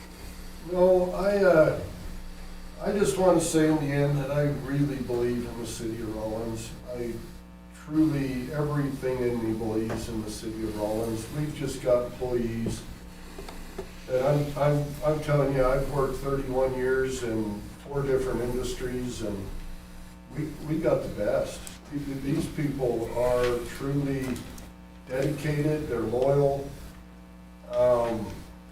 I've had discussions over the last couple of weeks with the police department. You're not gonna find better employees or better people anywhere. I challenge you. I'll issue a challenge. Me too. And I just think that we just need to continue these talks to move forward. Yes. I think they're very deserving of it, and I think the residents of the city of Rawlins deserve the best. And I think we're trying to put the best out, but when we have turnover and think it does, it really makes things hard, but just kind of a hardening, ending thing. I believe in the city of Rawlins, and this is one of the ways forward. This would be a very good thing, so. Thank you. Yes. I couldn't have said it better. So we'll end on that, and we'll go ahead and take a 12-minute recess before we jump into our regular council meeting. So Thank you for your time tonight.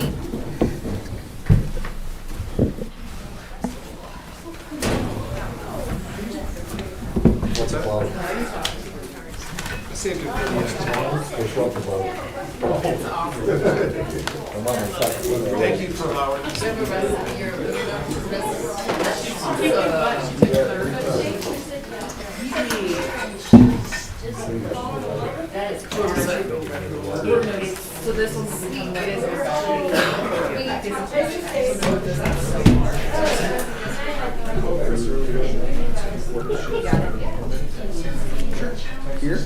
Yep, a little bit more.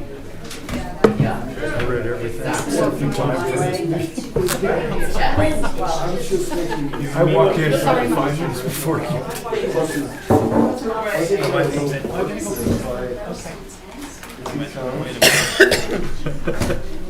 Where are we going?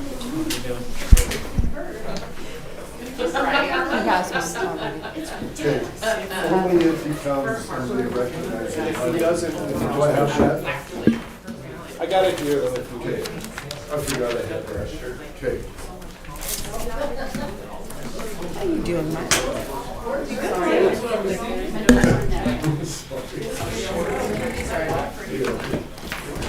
There's a lot of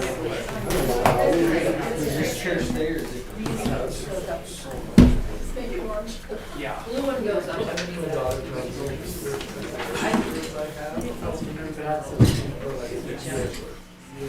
Round two.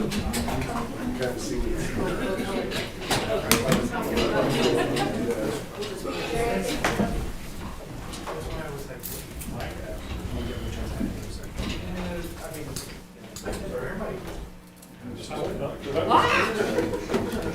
I was like, okay, well, I'll go. You were.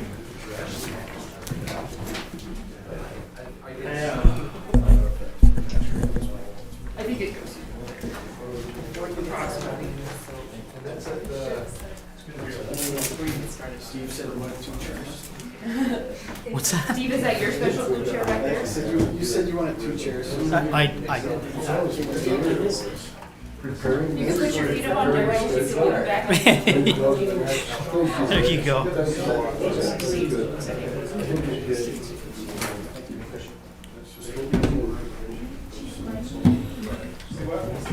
Yes, of course. Oh, well, that's great.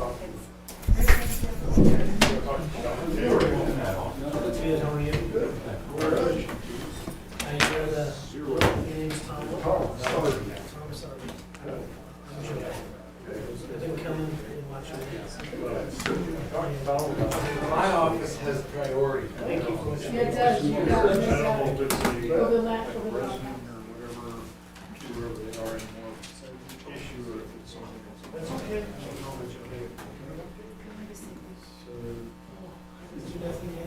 So like, here where it holds like this Wi-Fi. The land, I guess that's. And I know we have an issue with the building.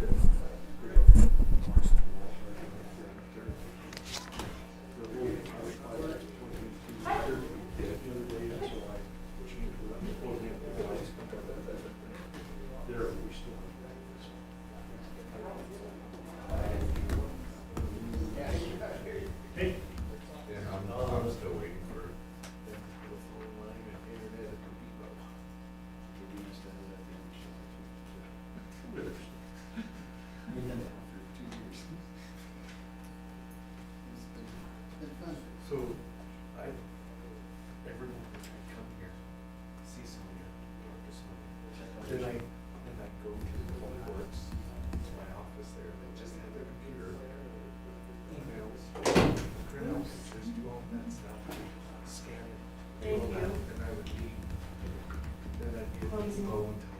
inspection or loaded. on your call or something, or their study or whatever, but that's how my day goes.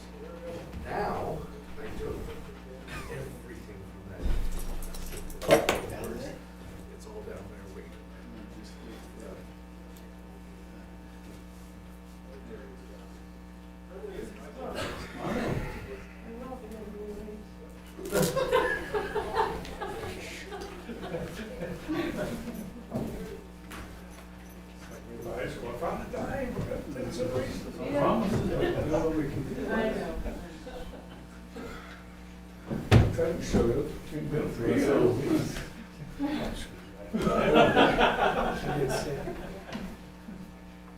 You just look like you're holding on, I guess, for lack of. I'm glad you're still here.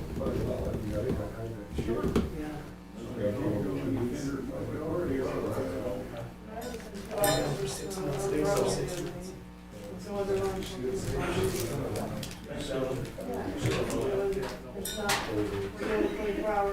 Yeah, it's, no, I'm good with that. But if you need a hand, you can, I'll help you. Always help you. I like you.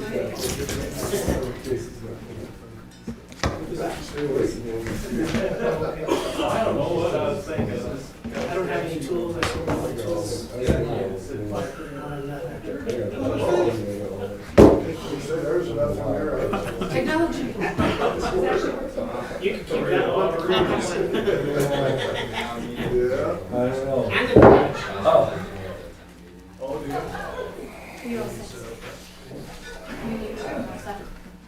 Are you up? Okay, everybody on Zoom, you should be able to hear me. No, I have one. So, I hope that's true. can we log in? Yep, can you hear me okay? Yes. Okay. Perfect. The meeting's gonna start in about 5 minutes. Might not be quite as clear when we start the meeting, but everybody has mics, so you should be able to hear pretty well. Thank you, that sounds great. Let's not let me join the meeting.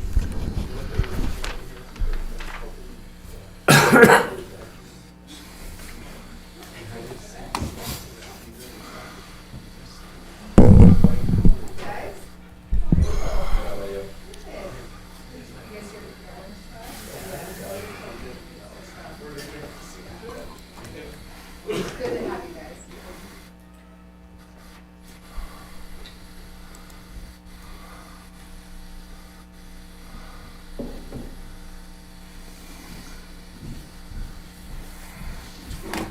You should be good to go.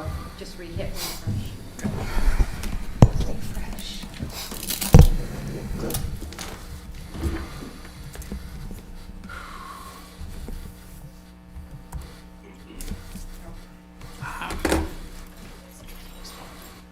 What's your puppy do?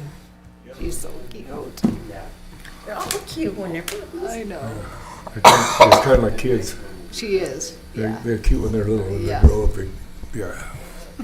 She's one of the ones from the shelter. They had 9 puppies. It's a lab mix, isn't it? Yeah. Yeah. She's so cute. Well, didn't you decide to get another one? Did you? You already have a BoardDocs, don't you? I am a crazy dog. Oh, Yeah. okay. I just saw But them on it's- Facebook and it's my decided. birthday coming up, and I was like, Garrett, I really want a puppy for my birthday. I'll give you a I cat. got a puppy. I don't want a cat. So, Puppy for your birthday. yeah, I convinced him. What's her name? Bella. Bella. That's what the kids do, make tastes. Oh, is it? Yeah. That was the one thing we could all agree on. Bella. She's so cute. This boxer, big Bella. Daria thinks the dad is a boxer. Who knows? Deadbeat dad, you know.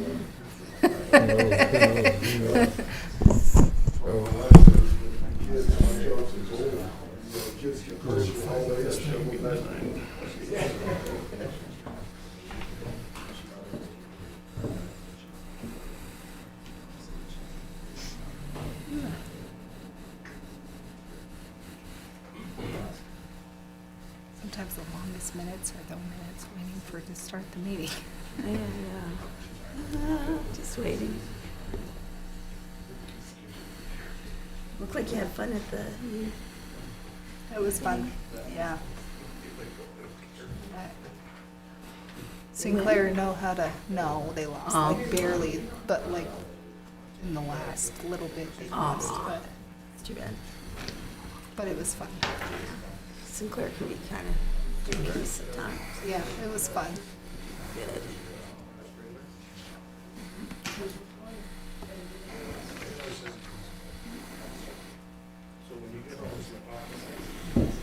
Got to see Garrett and Willie schmooze everybody. They're good at that, aren't they? Very good. They're people. Yes, they are. I told you, keep doing that, I will become a Cowboys fan. Keep pulling.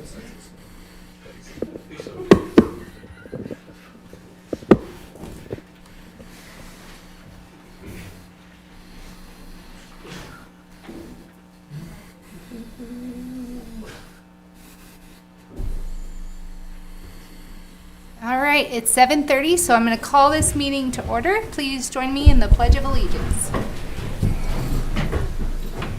I pledge allegiance to the flag Of the United States of America, and to the republic for which it stands, one nation, under God, indivisible, with liberty and justice for all.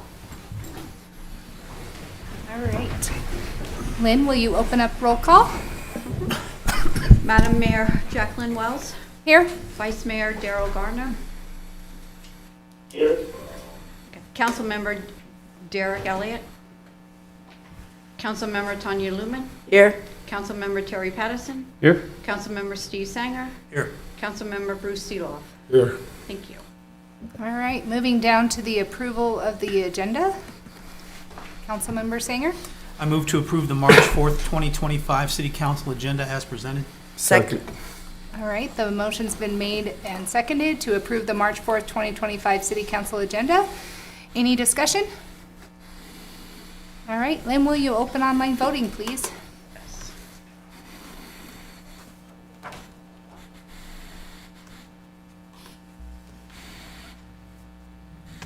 Online voting is open.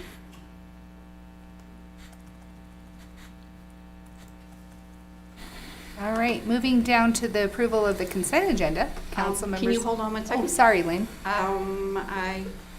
Yay. Now it comes in. Okay. All right, hold on one second. All right. Online voting has closed. The motion passes with 6 yeas and 1 not present to vote, and that was Derek Elliott. Sorry, now we'll move on to the consent agenda.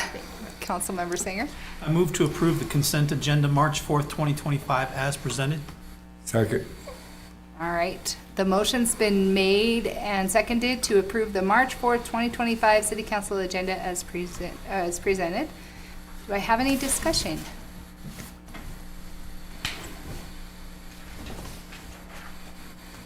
All right, please open online voting. Online voting is open.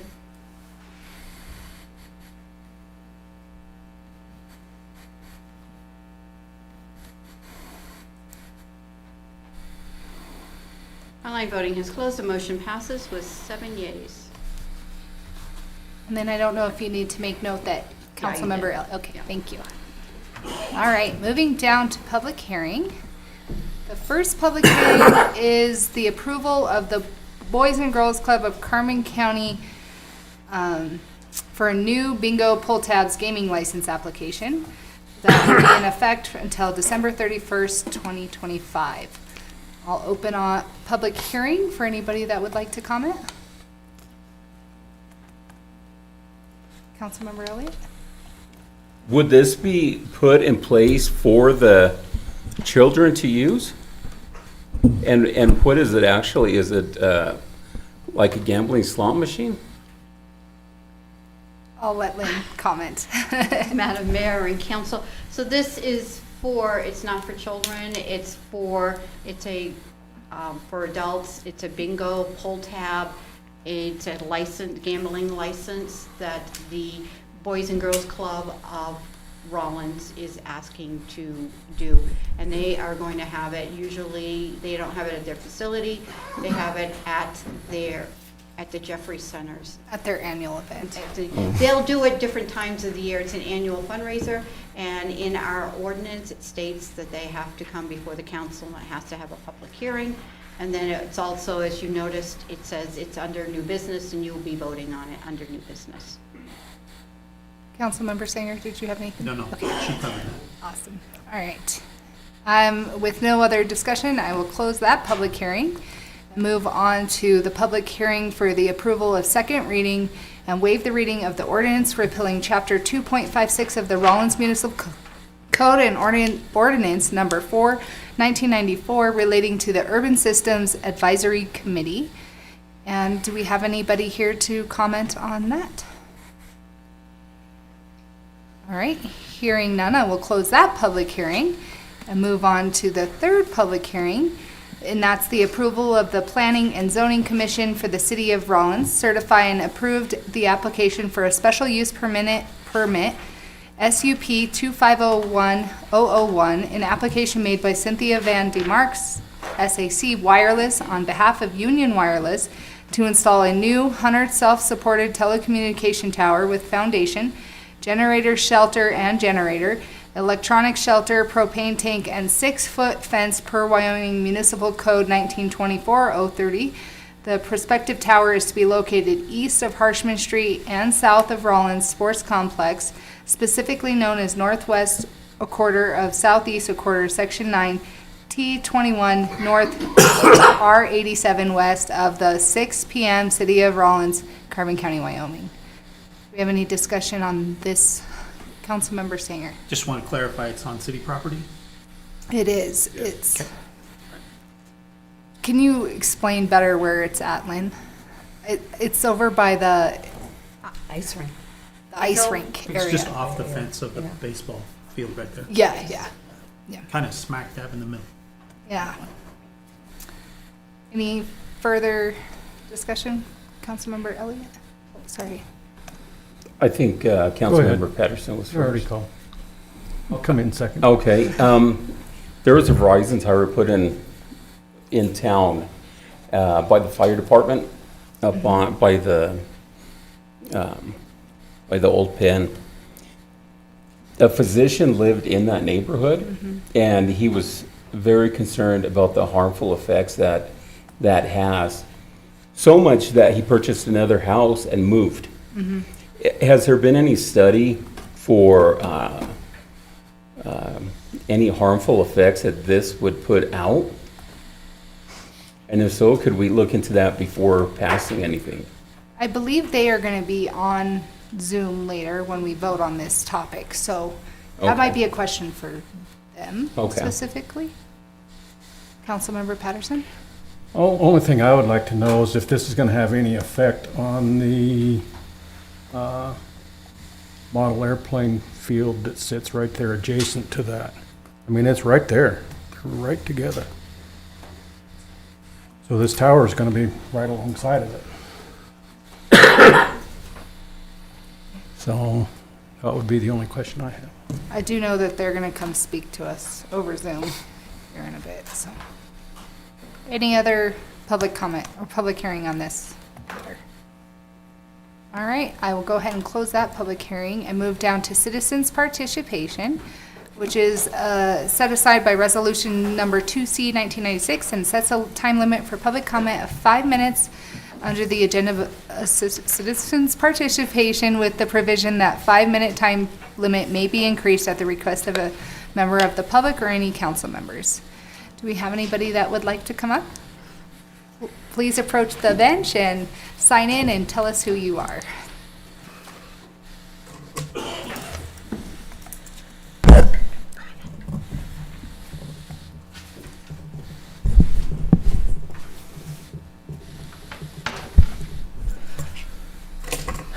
Madam Mayor, Council, I'm Joe Garcia, I'm from Ward 1. I wanted to just touch bases a little bit on budget season this year. It's coming up, and last year it caught my attention on budget season of the golf course, the Parks and Rec, all of the, anything that's in general funds, and the shooting range. Let's see. Also, the employees' wage and benefits. So I think I missed the workshop today, which I'm cringing on right now. But I really think that you guys, I'm suggesting and hoping you guys will look real closely at the employees' wages. Maybe also get a scale of the different levels, whether it's water and sewer of level 1, level 2, level 3, level 4 of operations. I worked at the Board of Utilities in Cheyenne, and anyway, I have a little bit of knowledge there. I worked summer help here, 2 summers, 30 years ago. But and I do know some people who tried to get on the city in the last 10 years. It was hard for them. They never did make it with their background check. So you guys have a really good background check for everybody. And so these people had some crimes in their past, but they had changed. Those people are doing good in a whole nother state now. But I do appreciate the strong background change. But the wages, I've been coming here for 8 years on Chapter 8 for derelict vehicles because I have a hobby. And I really never really paid attention to all the politics, even though I was learning through the workshops because I didn't understand anything. I was very rude to a lot of you guys, and I apologize.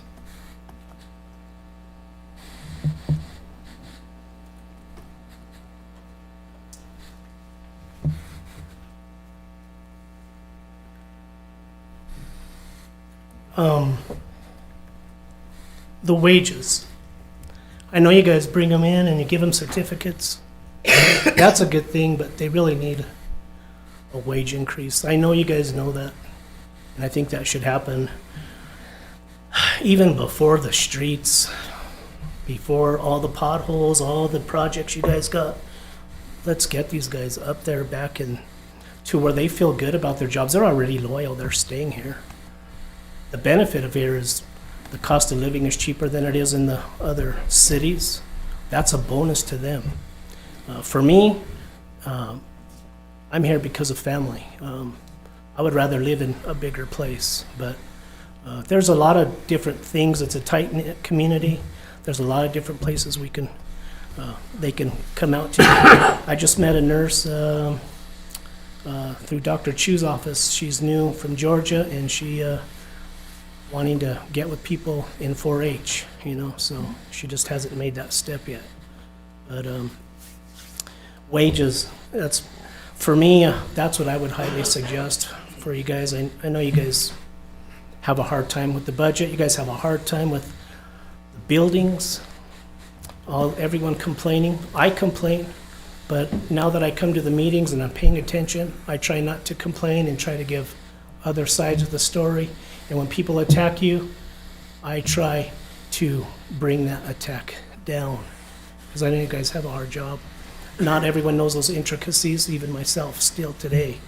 But the wages, I was looking, I've done my own research. I've got salaries from different places around.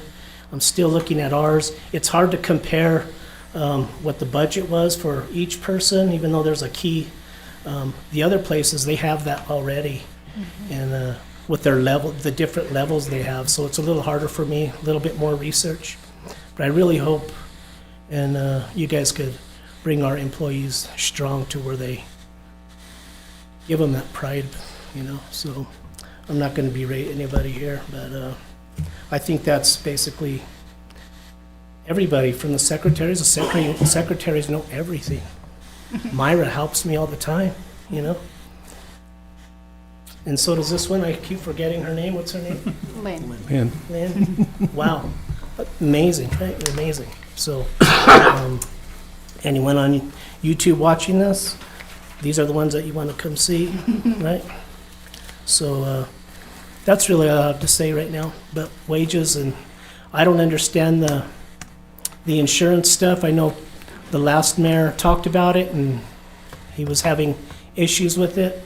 And I wanted to talk about it, but I've been sick for the last 6 months, so I've been away. But anyway, wages for the employees, I think that should be the top before buildings. Let's get these people squared away and then move forward with other things, and we could come back and complain about those.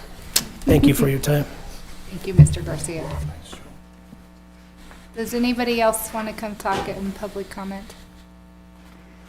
All right, we'll move down to the DDA and Main Street and Hub reports. I don't see Pam. Steve, did you have? Oh, is she on Zoom? Oh. There she is. Hi, Pam.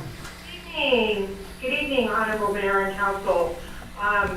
So super excited to be able to do a report for you guys and update you on, always in January and February and March, we're really doing a lot of planning and assessing, but we do have a lot of things in the works, writing grants. The first thing I wanted to let you know is we, at the beginning of usually the first quarter, we have a Start Your Own Business class. So SYOB, Start Your Own Business class. It's going to be on Thursday, April 3rd. We had scheduled it in March and realized that it was spring break, so we moved it. So it'll be starting at 5:30 at the Business Innovation Hub, and you can go to downtownrawlins.org to register. Super easy, takes you right to the link. And this is sponsored by Wyoming Small Business Development Center and Rawlins City Council. And so we'd love to have as many people. I think we already have 6 signed up. So that's the first thing. The next thing is, I'm sure a lot of you have noticed the work at the Ferguson. Rawlins City Council is taking care of some maintenance issues for safety. The glass prisms were starting to come loose, and those are about a 4x4 square, and we didn't want any accidents or liability. So we've had 3 workers working diligently getting those out. And we are looking forward to presenting the options on the building later this spring. We have a brownfield assessment 1 and 2 final report that should be actually here by Friday.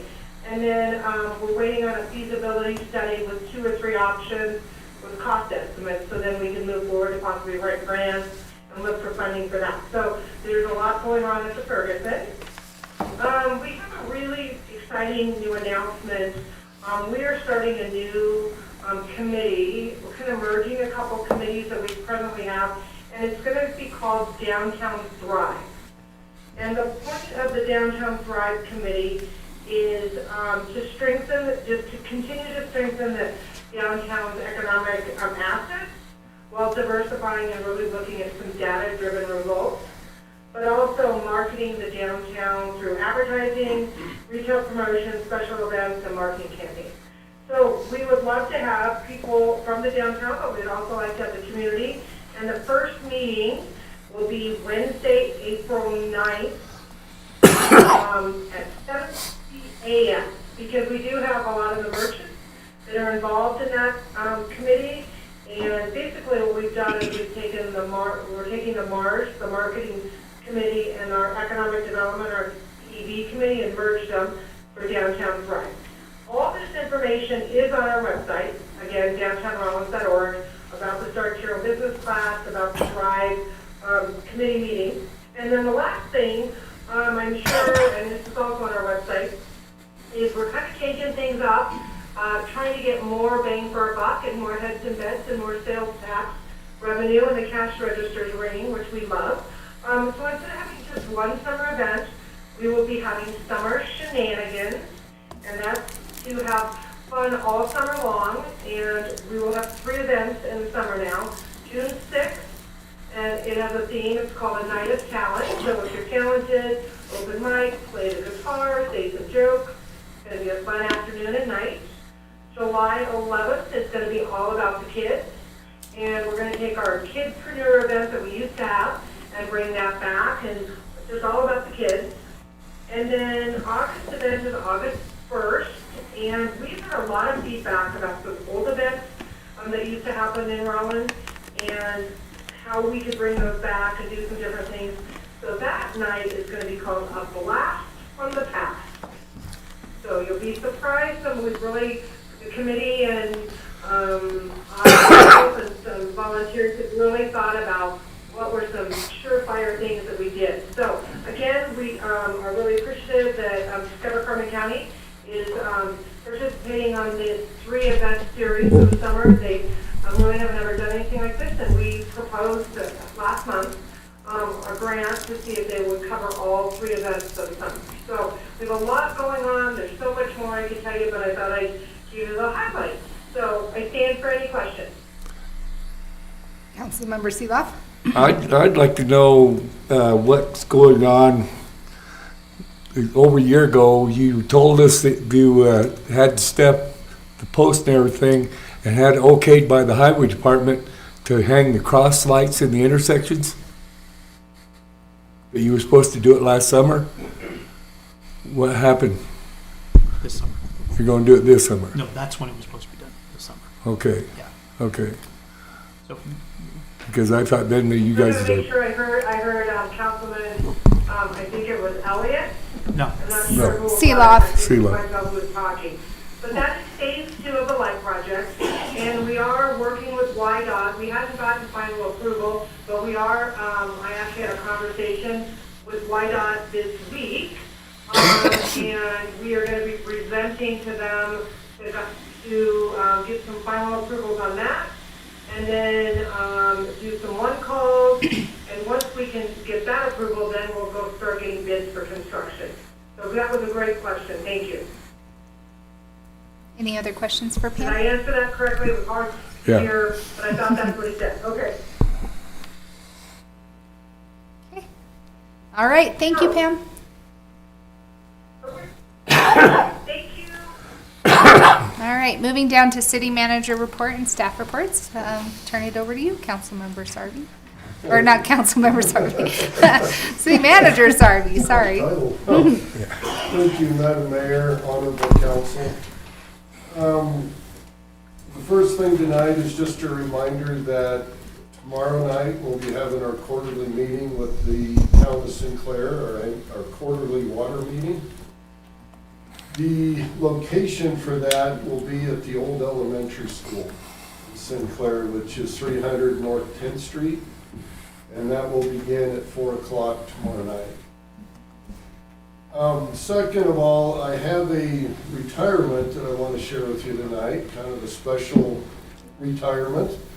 I was hoping that they could be here, but they will be here at a certain, at a future time. So, little statement: with deep gratitude, effective immediately, Rawlins Police Department K9 Riggs, Drug Dog Riggs, is retired from active service.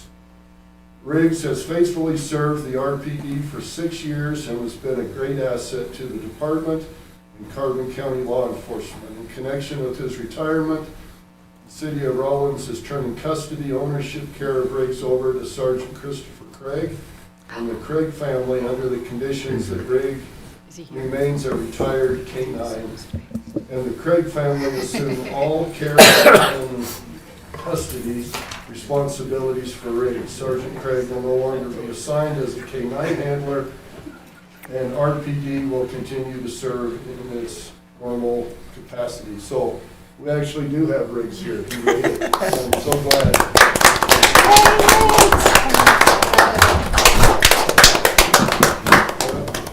We'd like to thank Sergeant Craig for bringing Riggs so that we could share a moment with him. Can we get a picture with him and the council? We're going up front. I got to meet the new one yesterday at Bunker's parking lot. Yes. And how do you smell like puppies?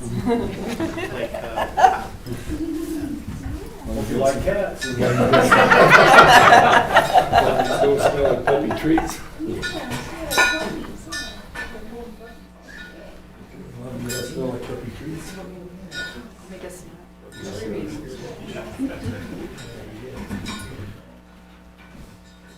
All right. Hey, Ruth. Hi. Everybody look at me. Cheese.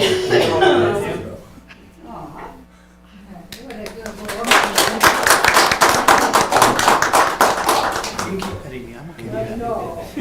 You really, Made a new friend. Thank you. thank you.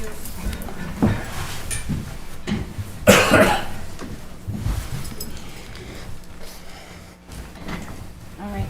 Okay. I have some proposed dates that I'd like to propose for budget.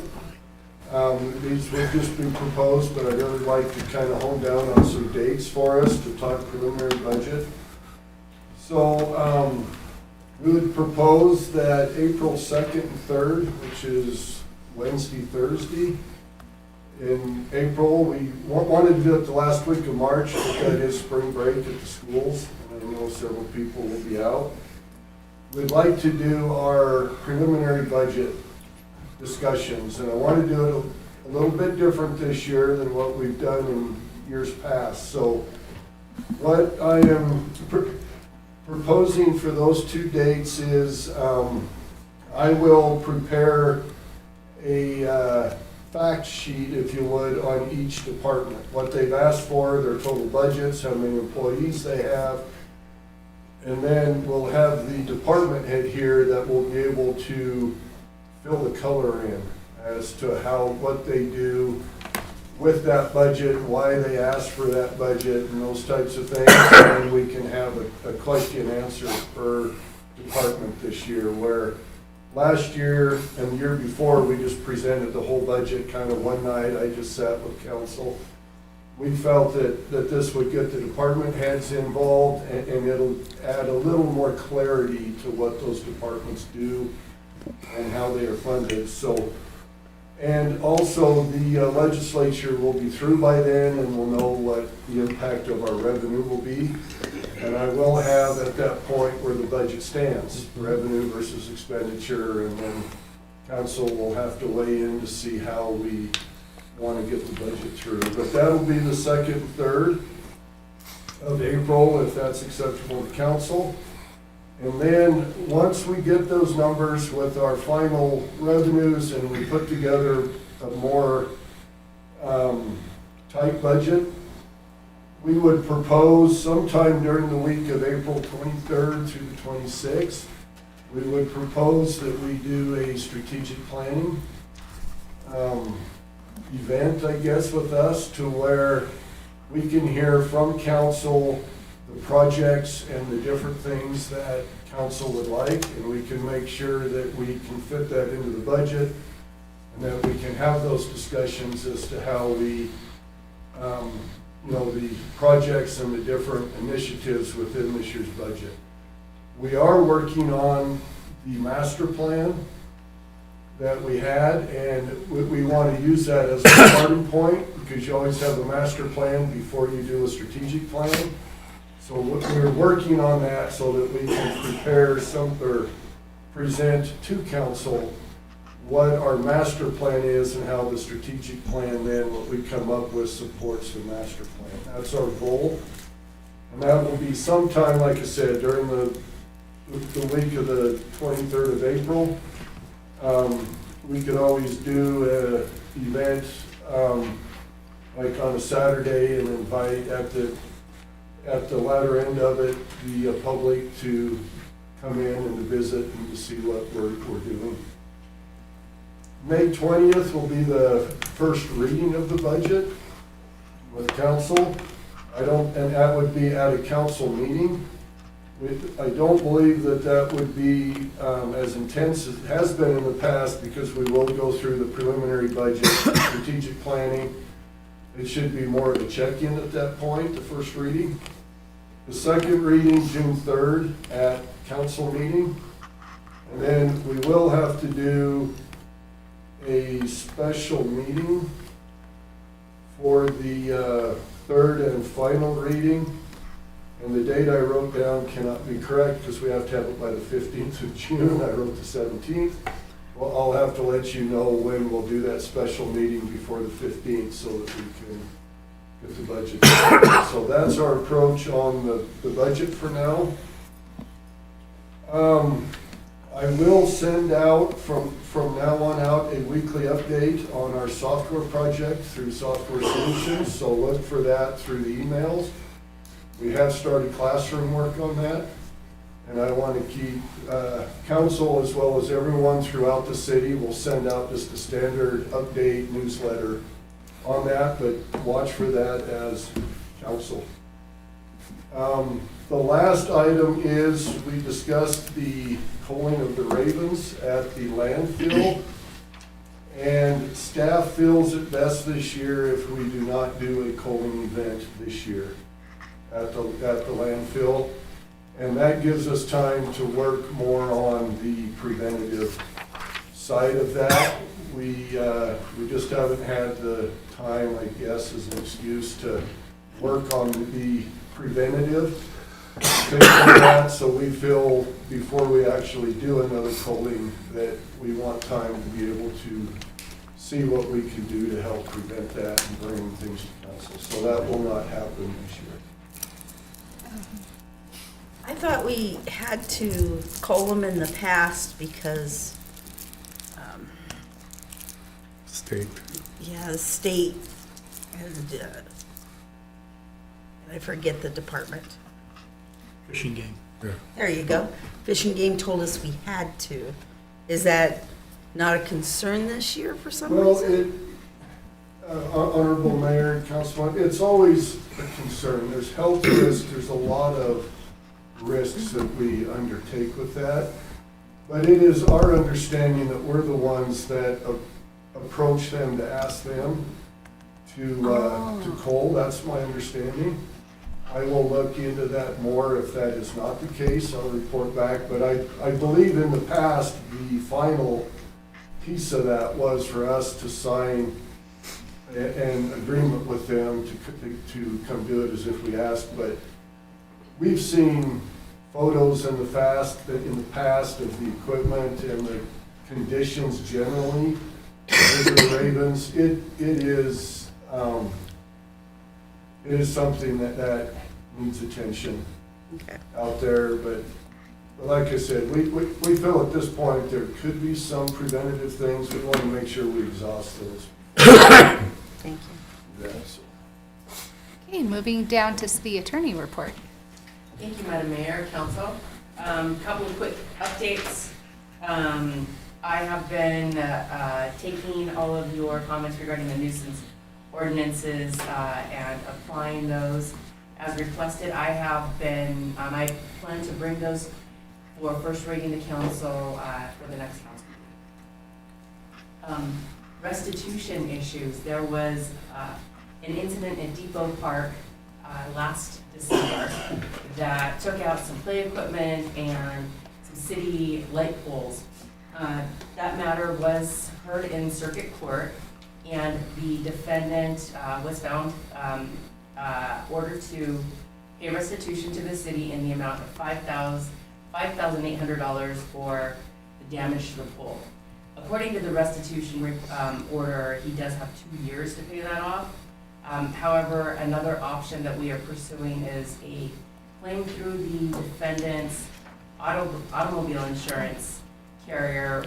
We're still awaiting to hear the outcome on that claim. If they do accept that claim, we will just need to update the court and they'll revise that restitution. The second restitution matter was regarding the fire at that Lawrence property.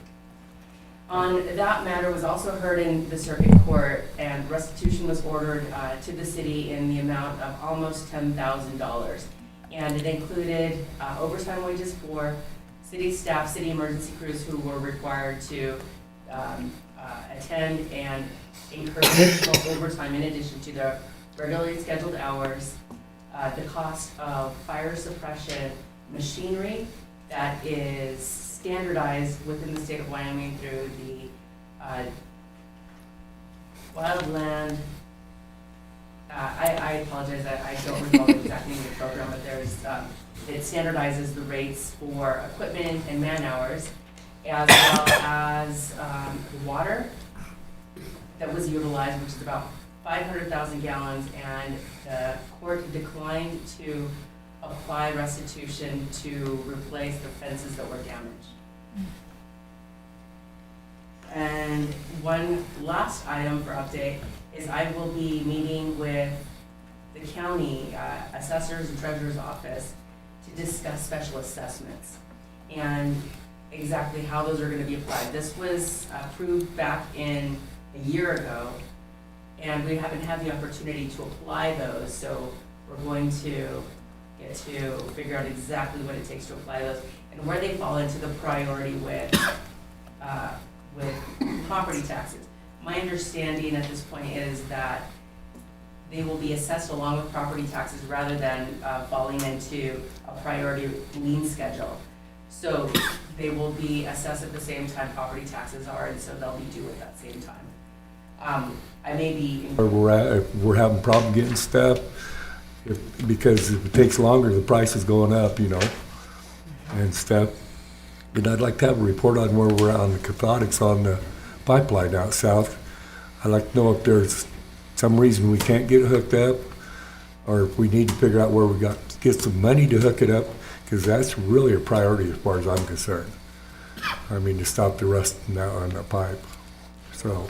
Honorable Mayor, Councilman Seeloff, the cathodic protection is on the docket for this summer. Okay. We will start at one point and see, you know, as we move, where the issues are on that. So I know that is on the docket for summer, but I can get a report to you on that. And we'll definitely, on the deferred maintenance, have a report to you by the next meeting. Thank you. Any other city council updates? Councilwoman Lumen? So the zoning and planning committee, we discussed the tower that's on the list on the agenda tonight. The other thing is I sent everybody on the council a code of conduct. I was wondering if anybody on the council would object to having our lawyer review that. So I'll be sending that to you so you can review it for legal reasons before we discuss it as a council. That was it. Thank you. Any council member Elliott? I met with Ward 1 residents and. Oh. Go? Go ahead. And so they had some things. The Ferguson building, what is the status of it? DDA needs to pay for this, not the city. So I believe some people are seeing construction or work done on it, and they believe that the city's paying for it. Councilmember Sanger? That's incorrect. It belongs to the DDA pays for it. Four-way stop sign on Washington Street and Davis by Bolton Park. If you're going up and down Washington Park and it's snowfall and it's slick and you can't get up the hill to your residence, people are getting stuck halfway up there. Also, when they're coming down to Washington, there's a stop sign there. And in the winter, people stop and they can get hit from behind. And they feel that it's dangerous. Can we do a study and find out if we could either remove the stop signs on Washington Street or make them yield signs?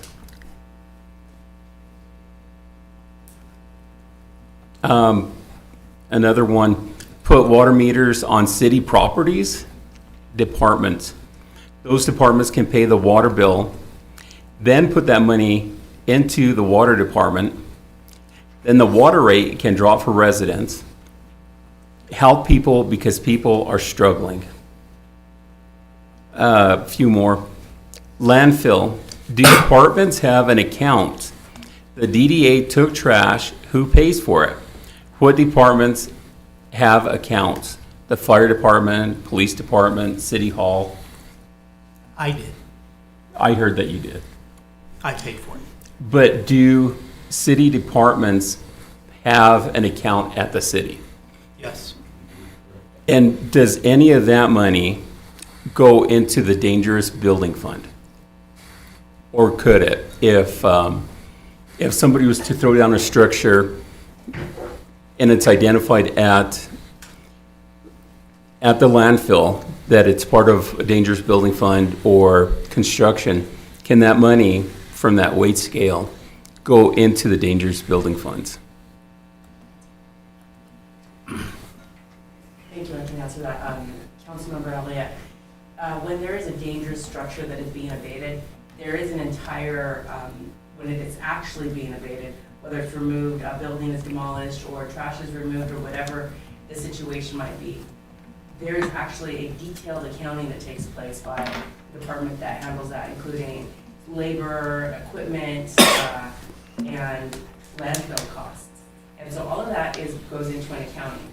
Part of the meeting that I have with the county later this week is on exactly that issue, because the city does assess those costs per our ordinance against the property owner. What happens sometimes is the reason it was an abandoned and dangerous condition was because it's an absentee owner, and we're not getting people to pay those bills. So then it gets assessed against the property. And so there is a method and a process to recover those costs. And rather than the city absorbing those forever, the city does sometimes have to wait its turn, and that's what we're trying to figure out with this meeting, is how do we get higher on the priority list and apply those so that as these property taxes are being paid, those special assessments are also being taxed at the same time. And going into the dangerous building fund? Yes, that's where it goes Yeah. back to, because that's where those initial costs were taken from.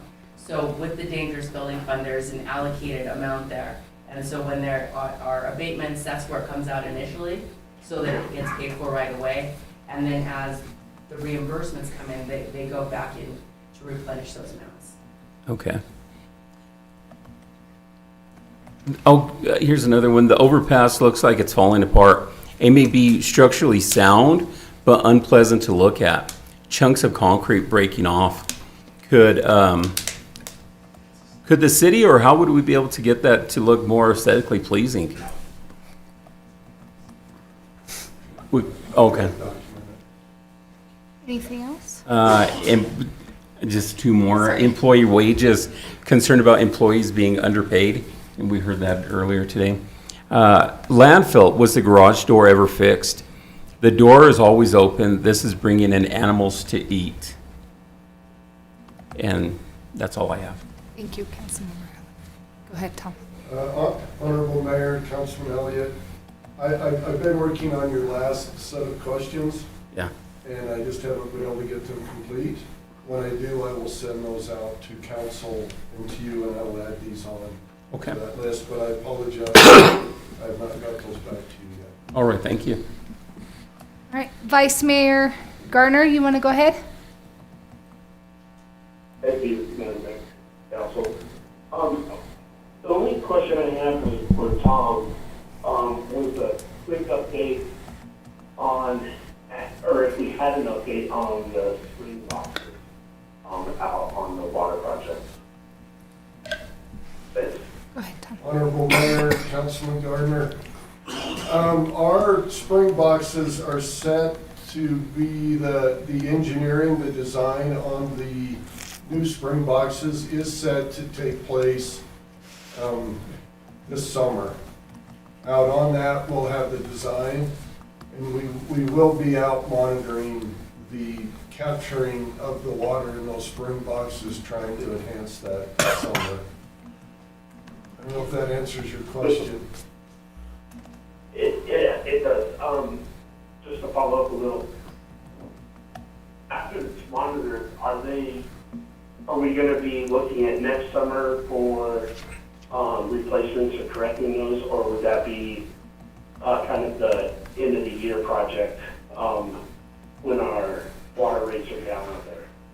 Honorable Mayor, Councilman Gardner, I believe that the actual work on that is slated for the next summer. Beyond this, we will not be able, Our focus for this summer is the transmission line. We feel that we will have that designed this year, ready to go, and that the work will start on that the previous summer. And if we can fit the spring boxes in at that time, we will. But that's a lot to happen in one construction season. But that's kind of where we stand.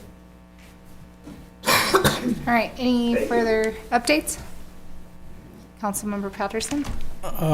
Where are we at with the refurbishing of the ball fields for the tournament this summer? Honorable Mayor, Councilman Patterson, so the tournaments were scheduled for the summer, but we were able to switch with Torrington. So they will host it this year, and so we will host it the following year. We will have a report to council through a work session at the next meeting, the April 18th, on the direction and the condition of the fields. Are we going to try to still do that this summer, or wait? We believe that there are certain things that we can do this summer. It's hard while the season is on, and so if we are looking at a construction of the concession stand, bathrooms, it would be after the baseball season. Everybody good? Okay. Moving down to unfinished business and an ordinance to approve second reading and waive the reading of ordinance repealing Chapter 2.56 of the Rawlins Municipal Code and ordinance number 4, 1994, relating to the Urban Systems Advisory Committee. Do I hear a motion? Councilmember Singer? I move to approve the second reading and waive the reading of the ordinance repealing ordinance number 4, 1995, and Chapter 2.56 of the Rawlins Municipal Code relating to the Urban Systems Advisory Committee of the City of Rawlins, Carbon County, Wyoming. Second. All right, the motion's been made and seconded to approve the second reading and waive the reading of the ordinance repealing ordinance number 4, 1995, and Chapter 2.56 of the Rawlins Municipal Code relating to the Urban Systems Advisory Committee. Do we have any discussion, any questions? All right. Lynn, will you open online voting, please? Online voting is open.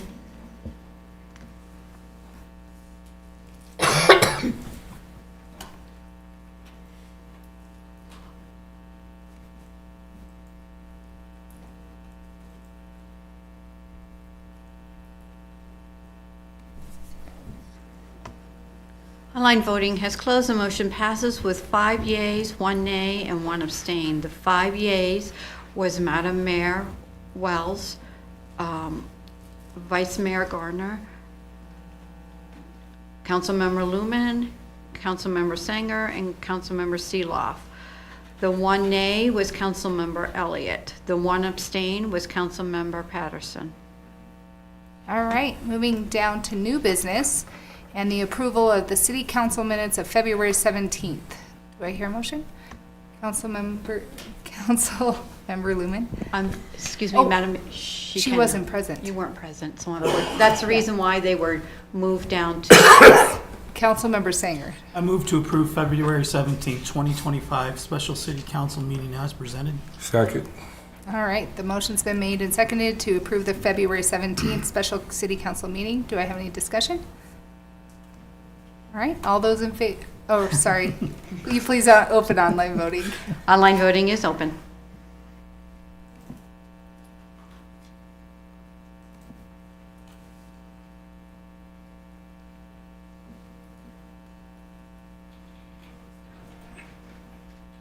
Online voting has closed. The motion passes with 6 yeas and 1 abstain. The 1 abstain was Councilmember Lumen.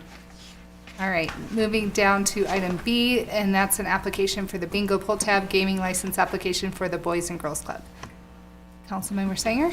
I move to approve the Boys and Girls Club of Carbon County, Inc. for a new bingo pull tab gaming license application with a license in effect until December 31st, 2025. Second.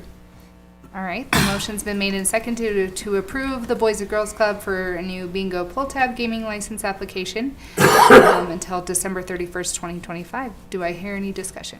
Councilmember Sanger? So this is a new license for them? It is They've never done this before? Yes. Any further questions? All right, Lynn, Can you open online voting, please? Online voting is open.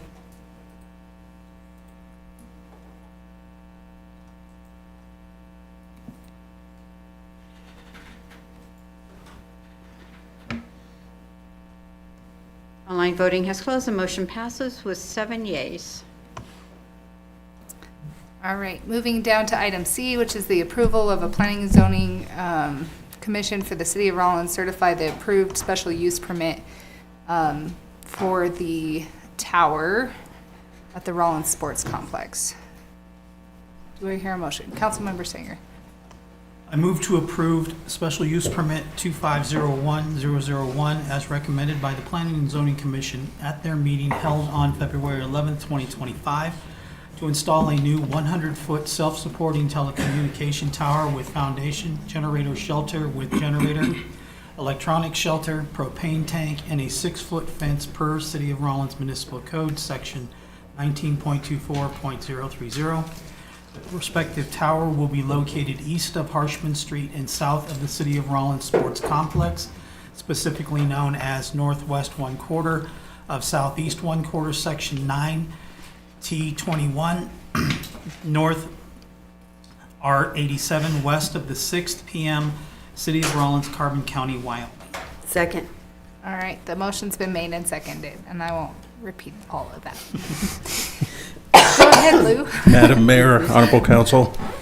Sadly to say, I was gone for that meeting, but Sonia and Mike took it and they ran with it and they did an excellent job. I know there was some question as far as where the tower's going to sit in reference to the ice skating rink. I measured that from the center of that location where the center pin was for that tower to the outer edge, or to be the outer edge of the concrete at the ice rink. It's right at 100 foot. Due north from the center of that point, I measured it, and it was 94 feet. So I know there was some concern about collapse zone. We do have a representative here from Union as well. I know Cynthia's on the phone. I know we looked at the lease agreement today. We want to get it through the final stages through council and work on the lease agreement with Union on that. For the planning and zoning meeting, it was a 5-2 vote, I believe it was. So planning and zoning, there was some concern with board member Weisenberg.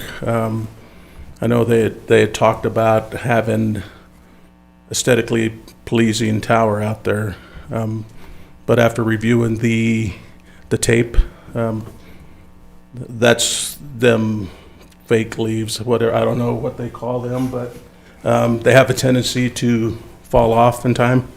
So this is going to be a lattice tower. If there's any questions, I'd be happy to answer them. If not, I know the woman back here will help. Cynthia will help. Councilmember Singer.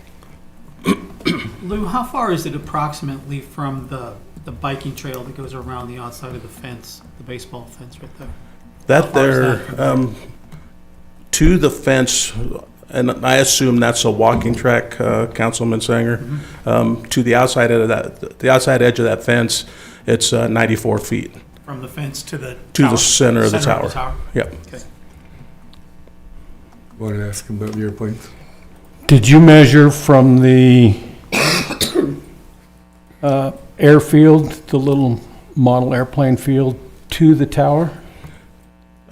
We did not do that, but there was a letter that went out to all department heads. Nothing came back with the fireworks or the airfield.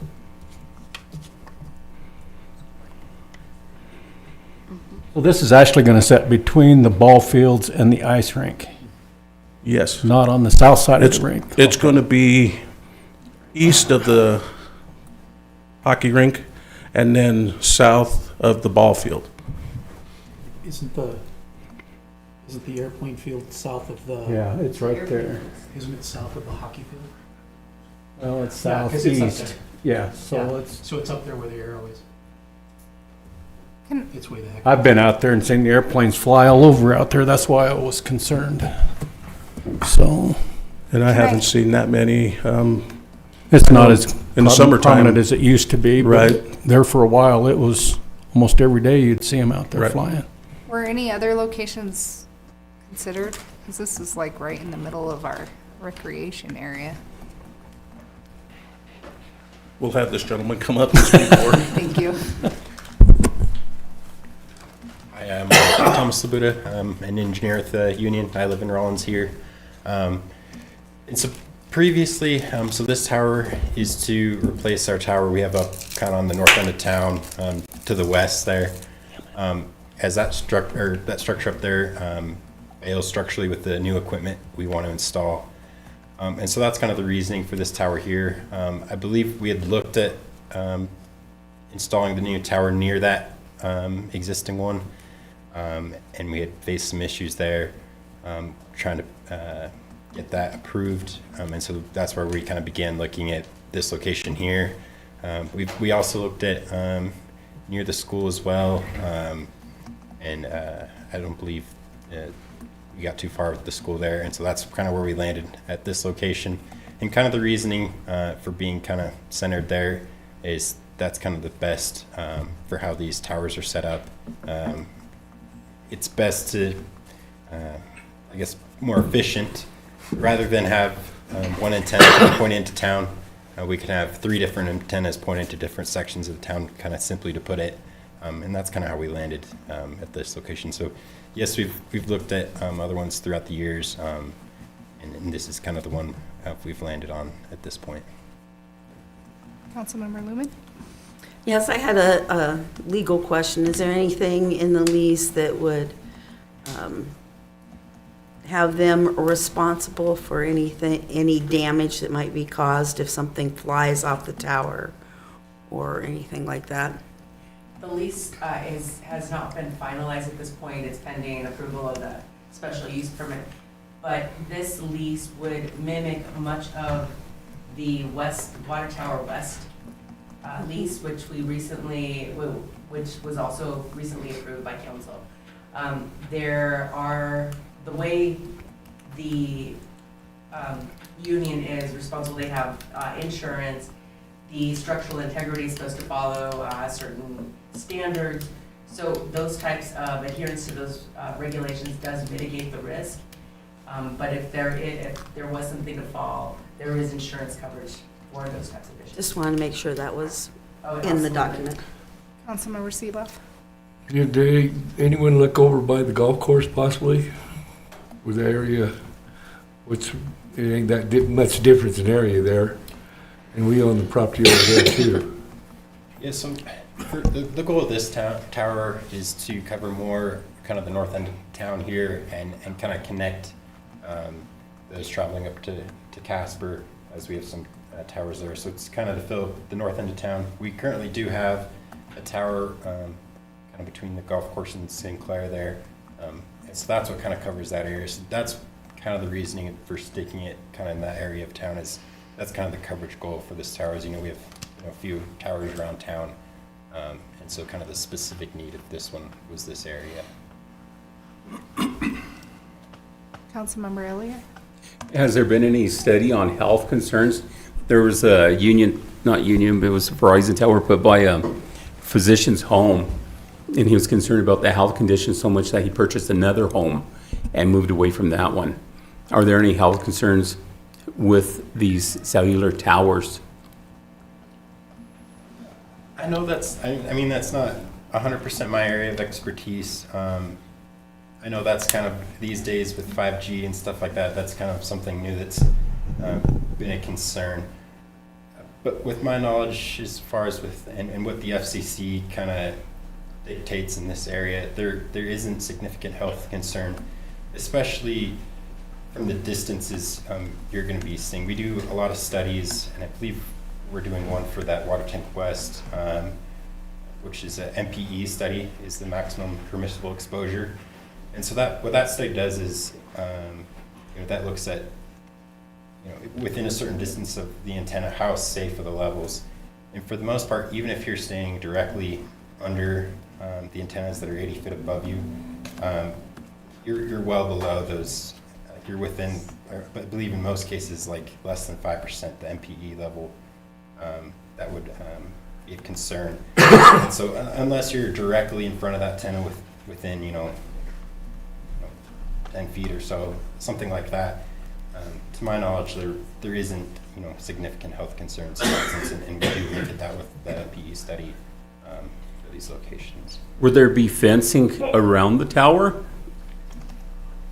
Yes, there would be. 6 foot. Yeah, 6 foot. Did you have something, Cynthia? Hey, Thomas, thanks. This is Cynthia Vandermark with SAC. I submitted the applicant's behalf of union. Just to add to, the NPE piece of this, we did perform an independent study on the Rawlins H2O West configuration, and actually a lot of the equipment is going to be similar to the same configuration as the Rawlins H2O West site, and what's even more significant, I guess, with this site is it's even higher elevated. So, per our regulatory vendor, they indicated there were no areas in front of the union antennas that exceed the FCC standards for occupational or general public exposure at ground level.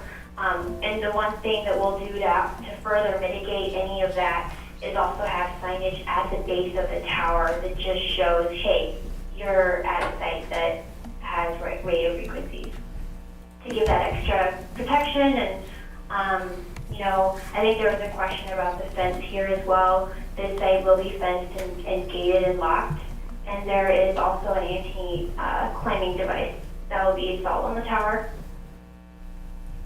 Where the tower's located, how far will the fencing go out from it? So we have 100 by, or wait, is it 80? Sorry guys, let me look at my notes. For this site, we are proposing 100 by 100, and that fenced area would be pretty much hugging that imaginary leased area boundary. And then if you were to go back and look at our plans, our tower is really almost in the center of that leased area. Just a little bit to the south western corner, just a little bit. The right top corner, is that by the baseball field? No, that's the ice We are rink. actually Oh, okay. over, I want to say, we looked at this and it's over 300 or 400 feet from where any baseball batters will be hitting. Councilmember Seeloff? Is there something in their contract with us that they got to gravel it inside their fence and maintain the weeds and all of that in there? So we just got a big weed mess in there? No, we're still in the reading of the contract that they have. I know we're going to go through that again, legal and myself, and we'll, if that's a concern, then we can address that. Okay. We just like to see it maintained,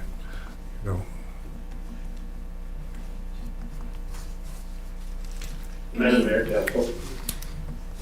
Yes, go ahead, Vice Mayor Garner. I know a while back when we were discussing state parks and everything, this location area kind of by the ice skating rink was a potential area for a larger state park. And not that it's in the near future, but if it's in our future, I would hate to have something like this put up right in the middle of an area that would be developed around sporting, sporting fields or recreational type stuff in the future.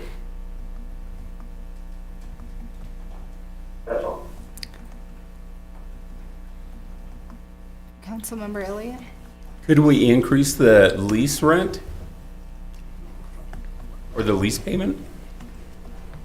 From here, it's saying $12,280 annually. So for that much space right there. So that, Can we increase the lease? Madam Mayor, Councilman Elliott, that is in comparison to the one on the west end, water tank. With that, there was a question brought up with the location of this. Is it possible to get more on the lease for the location? More dollars. More revenue on More that revenue, leased yes, area? sir. So we would be able to? This Well, is that's- just comparable to what's currently there? What this is compared to is the one on the west water tank that we just approved here last November, I believe it was. This price is compared to that location. That location sits up high on a plateau on the hillside. This one here being within the rec center area. And keep in mind, that area there, the city does have, I think it was 50 acres in that area that does belong to the city. So there's possibility there for more development, whether it's, like Vice Mayor Garner said, we do have 50 acres there. There is plenty of room there to grow, and that's just, we have land there to do that. That's all I have. All right, any other discussion? All right, Lynn, will you open online voting, please?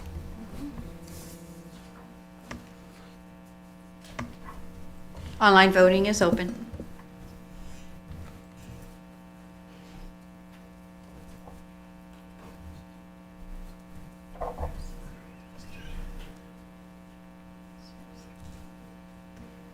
Online voting has closed. The motion passes with 4 yeas and 3 nays.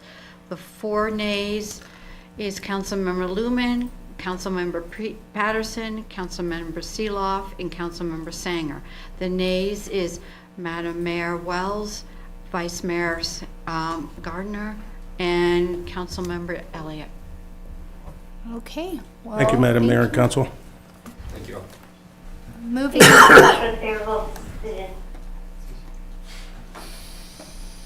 I'm sorry, I missed that.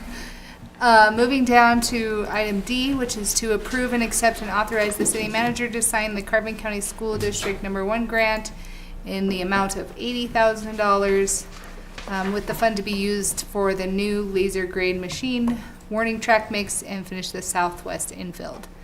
Do I hear a motion? Councilwoman Lemon? Move to approve and accept and authorize the city manager to sign the Carbon County School District Number 1 grant in the amount of $80,000 with the fund to be used for a new laser grade machine, warning track mix, and to finish the southwest infield. Second. All right, the motion's been made and seconded to accept and authorize the city manager to sign the Carbon County School District Number 1 grant in the amount of $80,000. I will turn it over to you, Nikki. Good evening, Madam Mayor and Council. Just a brief overview on this. We did, when we were in the discussions with Little League, recognize the need for all of baseball and the safety of all of the infields. This has been a big discussion that we've had over, I believe, the last couple of years, since Jason was here before I. We applied for this grant for this laser grade machine. At the time, it was roughly $40,000 for a laser grade machine. Roughly $20,000 to finish the remaining of the 4 infields at the VFW, and the remaining of that would go towards warning track mix. The intent of this was to get all of the VFW ready for that tournament in 2025, but which has been moved to 2026. We do still think that this is pretty vital. The laser grade machine, I'm trying to think. I could not find any documentation of the last time that the infields were actually redone to safety standards before they had previously started in 2023. The cost of each of those fields The 3 at the VFW combined were 51,000. The Legion field that we did in the spring of 2024 was 32,000. And the estimate to do the remaining Babe Ruth field at this sports complex, sorry, the Legion field is at the sports complex and the Babe Ruth is at the sports complex. That estimate is 43,000. So that laser grade machine will save us over years maintaining the safety of those infields, which will in turn help with the softball fields also, and will hopefully bring in tournaments for all of those teams. At this point, I think we have 4 different, 3 for sure, and 1 traveling team, I believe, of baseball. So a Little League traveling team. So we have several different options for baseball, and we want to keep those safe. That 4th VFW field, again, the intent was to continue what had been worked on. And the warning track mix is a coarse material mixed in with clay that goes on the outside of the fencing. It slows down the player, it slows down the ball, and it just helps maintain those fields. That's pretty much all I have. Do you guys have any questions? No. Okay. All right. Lynn, will you open online voting, please? Online voting is open.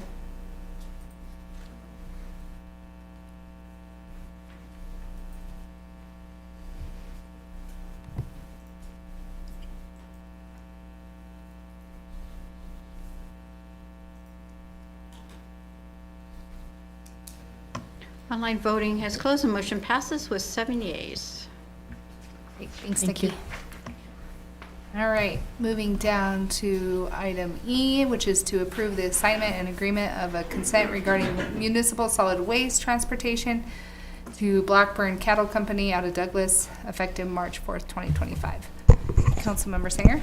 I move to approve assignment and agreement of consent regarding municipal solid waste transportation agreement to Blackburn Cattle Company, Inc., out of Douglas, Wyoming, effective March 4th, 2025, through the finalization of the contract vetted. Second.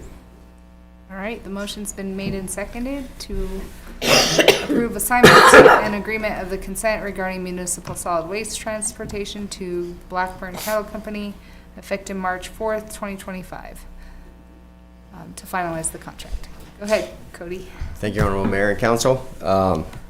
First of all, I just want to thank all parties that are involved with this right now, as this is a kind of an emergency scenario, and everybody has been great with working with the city to keep our municipal trash hauling.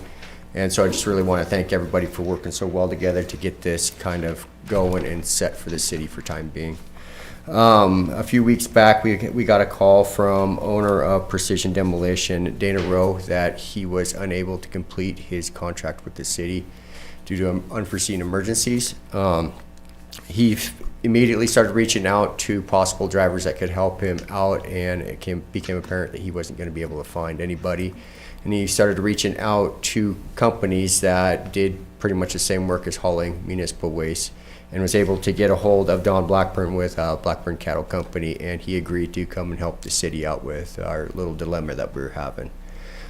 Through conversations, we found out that we could assign the contract temporarily to Don and have him help the city out until we could go back out to bid for a new contract for a new hauler. All parties involved agreed that this would be the best idea. So really what we would like to have done is just this assignment get taken care of, and we would like to move as fast as we can on putting out the bid process for a new hauler so that we could get one locked in for sure. Mr. Blackburn can know exactly his direction with the city, be it hauling in the future or another company, before any investments are made to his company. And so we just asked the council to look at approving this assignment until we can get a new agreement signed. How long do you think that a new bid? We're going to start working on it immediately. Not 100% sure on how fast we can get that going, but that was our intent on working on it immediately, so all parties can just kind of we can help them out, we can move forward, and it's good for all parties that want to bid on it and just moving forward with the city. Councilmember Singer? Has the Blackburn Cattle Company shown interest? Yes. Councilmember Seeloff? When does their contract run out? So how much time do we have? So it was going to go back out to bid December 31st of this year, but we would like to move it forward sooner than that. So Mr. Blackburn does not invest too much equipment before he knows if he is going to be the future hauler for the city. Councilmember Elliott? Has any local companies been wanting to take this on? We have other potential bidders that would like to bid on this as well. I would like that to keep the money in Rawlins.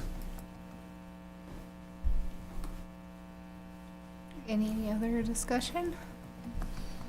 All right. Lynn, will you open online voting, please?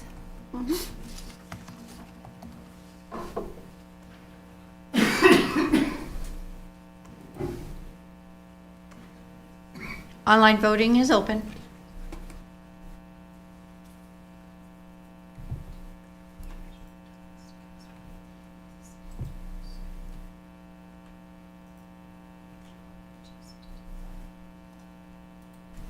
Online voting has closed. The motion passes with 7 yeas. Thank you, Council. Madam Mayor? Thank you. All right, moving down to an executive session. Do I hear a motion? Councilwoman Lumen? Move to enter into executive session at 8:45 PM per Wyoming Statute 16-4-405, A 9 and 3, to consider or receive any information classified as confidential by law on matters concerning litigation to which the governing body is a party or proposed litigation to which the governing body may be a party. A second? Second. Okay, the motion's been made and seconded to go into executive session at 8:45 PM. All right. Any discussion? Lynn, will you open online voting, please? Online voting is open.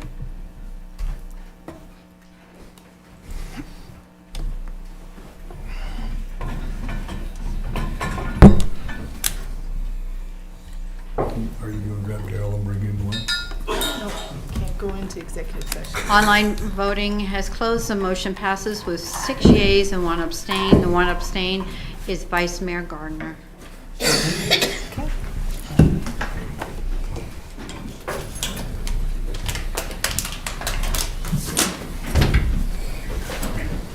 Who will be going in? No, I mean. I think this is pretty good. Okay. I don't think so. Okay, that's all I needed to think.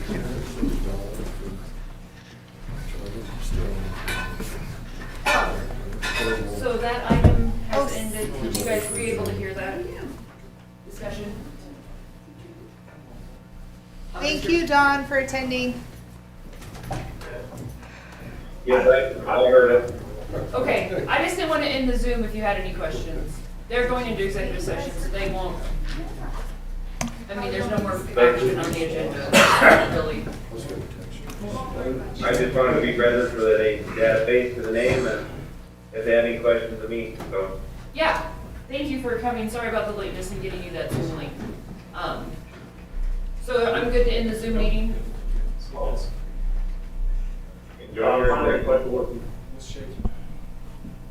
Should I just say and tell the manager? Yeah, yeah. Oh, Okay.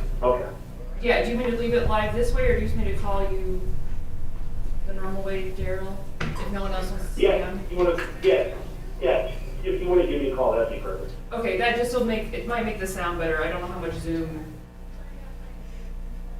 interferes with sound quality. No, that So, sounds good. okay, so everybody else is Thank good? you. Right? Okay, thank you guys. I can't sit. Maybe I could, but I don't want to get hurt at work. Okay, so we're gonna end this.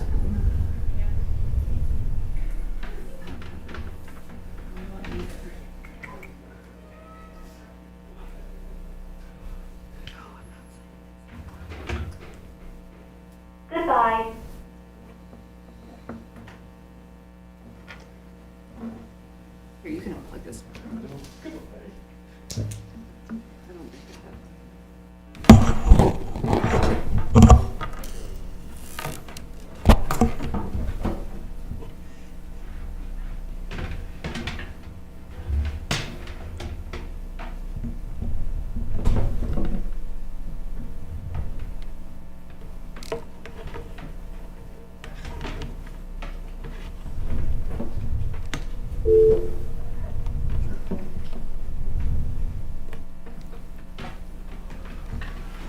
Thank you. Yes, this was Vice Mayor Gardner, right? Yeah. Okay, you were just on speakerphone, sitting in the room with the 5 people you can see on Zoom. If you're watching on Zoom. Yes. I appreciate it. Thank you. Yeah. Thanks for letting us switch. Is the sound quality better? Or is it about the same?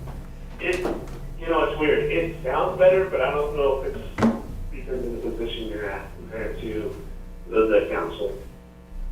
Yes. I mean, obviously, my voice is clear when I'm close.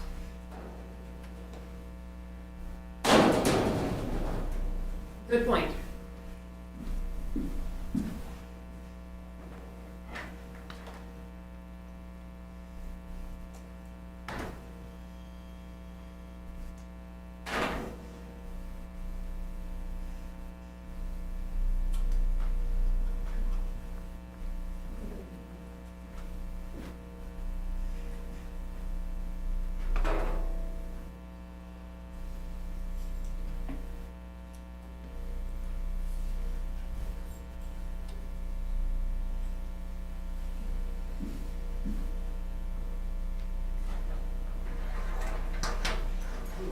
I'm back. I'm back.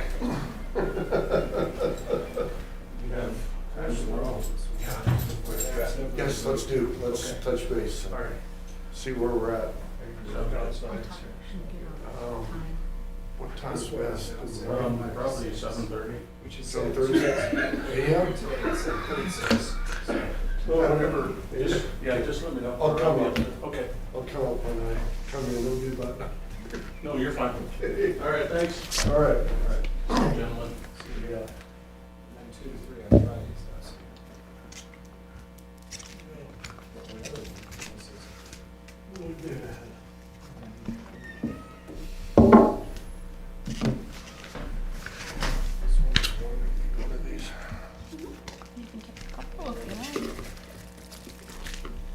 You get nothing for a nickel and twice as much for a dime.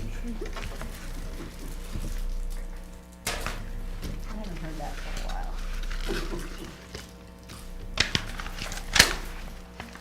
I've only said many speaks, but all it's ever said to me is goodbye.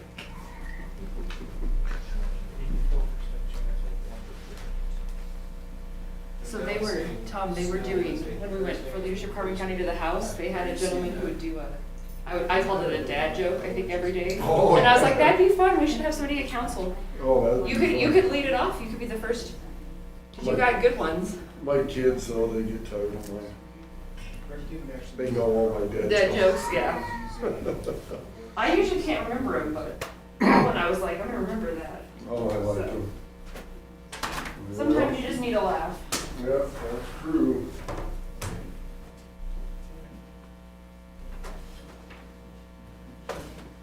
Myra.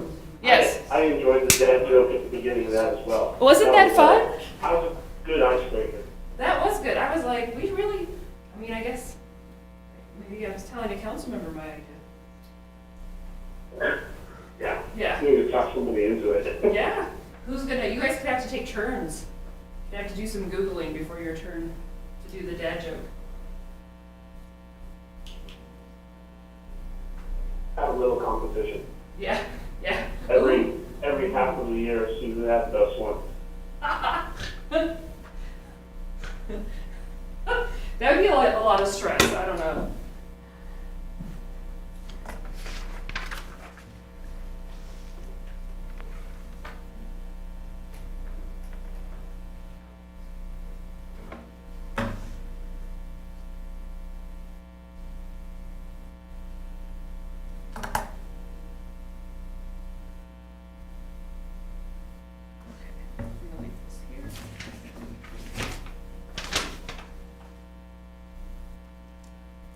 Are these Lynn's copies?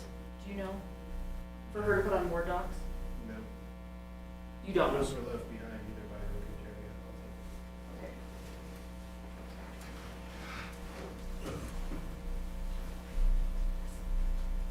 Okay.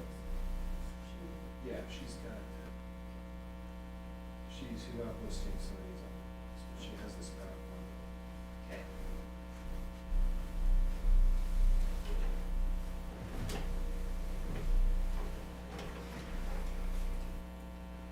Okay.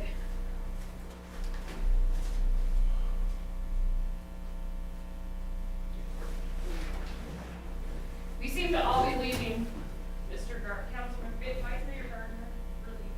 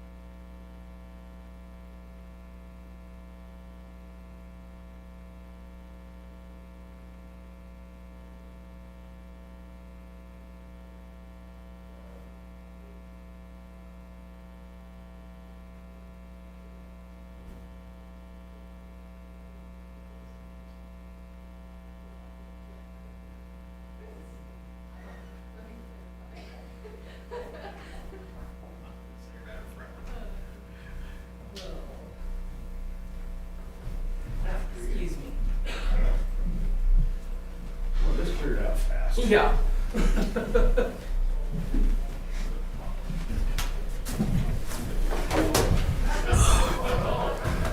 your fault. We're gonna blame you too.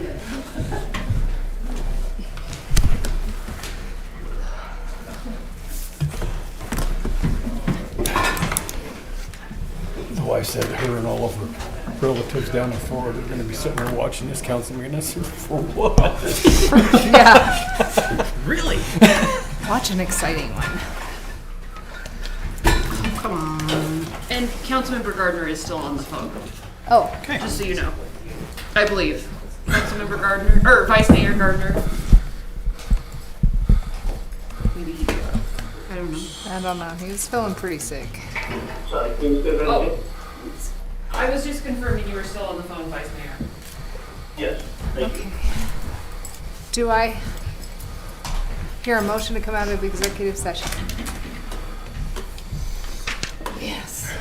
I move to come out of executive session per Wyoming statute 6445A, 9 and 3 at 9:08. Second. The motion's been made and seconded to come out of executive session. Any discussion? All right. Hearing none. Lynn, will you open online voting? Online voting is open.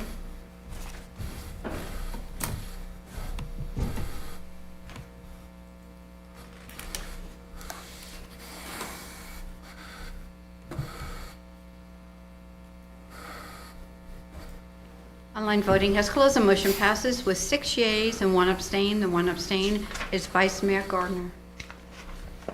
Okay.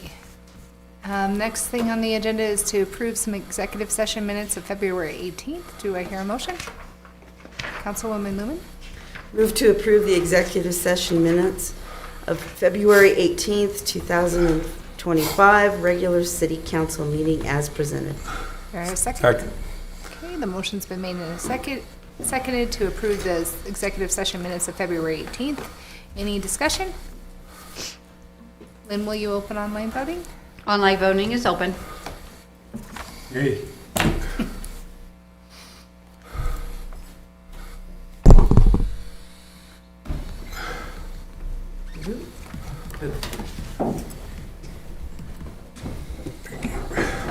Online voting has closed. The motion passes with 6 yeas and 1 abstain. The 1 abstain was Vice Mayor Gardner. Were there any objections for matters discussed in executive session? Okay, seeing that there are no objections to executive session, we will adjourn the meeting at 9:10 p.m. And our next meeting will be on March 18th at the regular city council meeting, and we will have a workshop at 6 p.m. What time's the gig tomorrow? 4, the water meetings at 4? The water meeting? Yeah.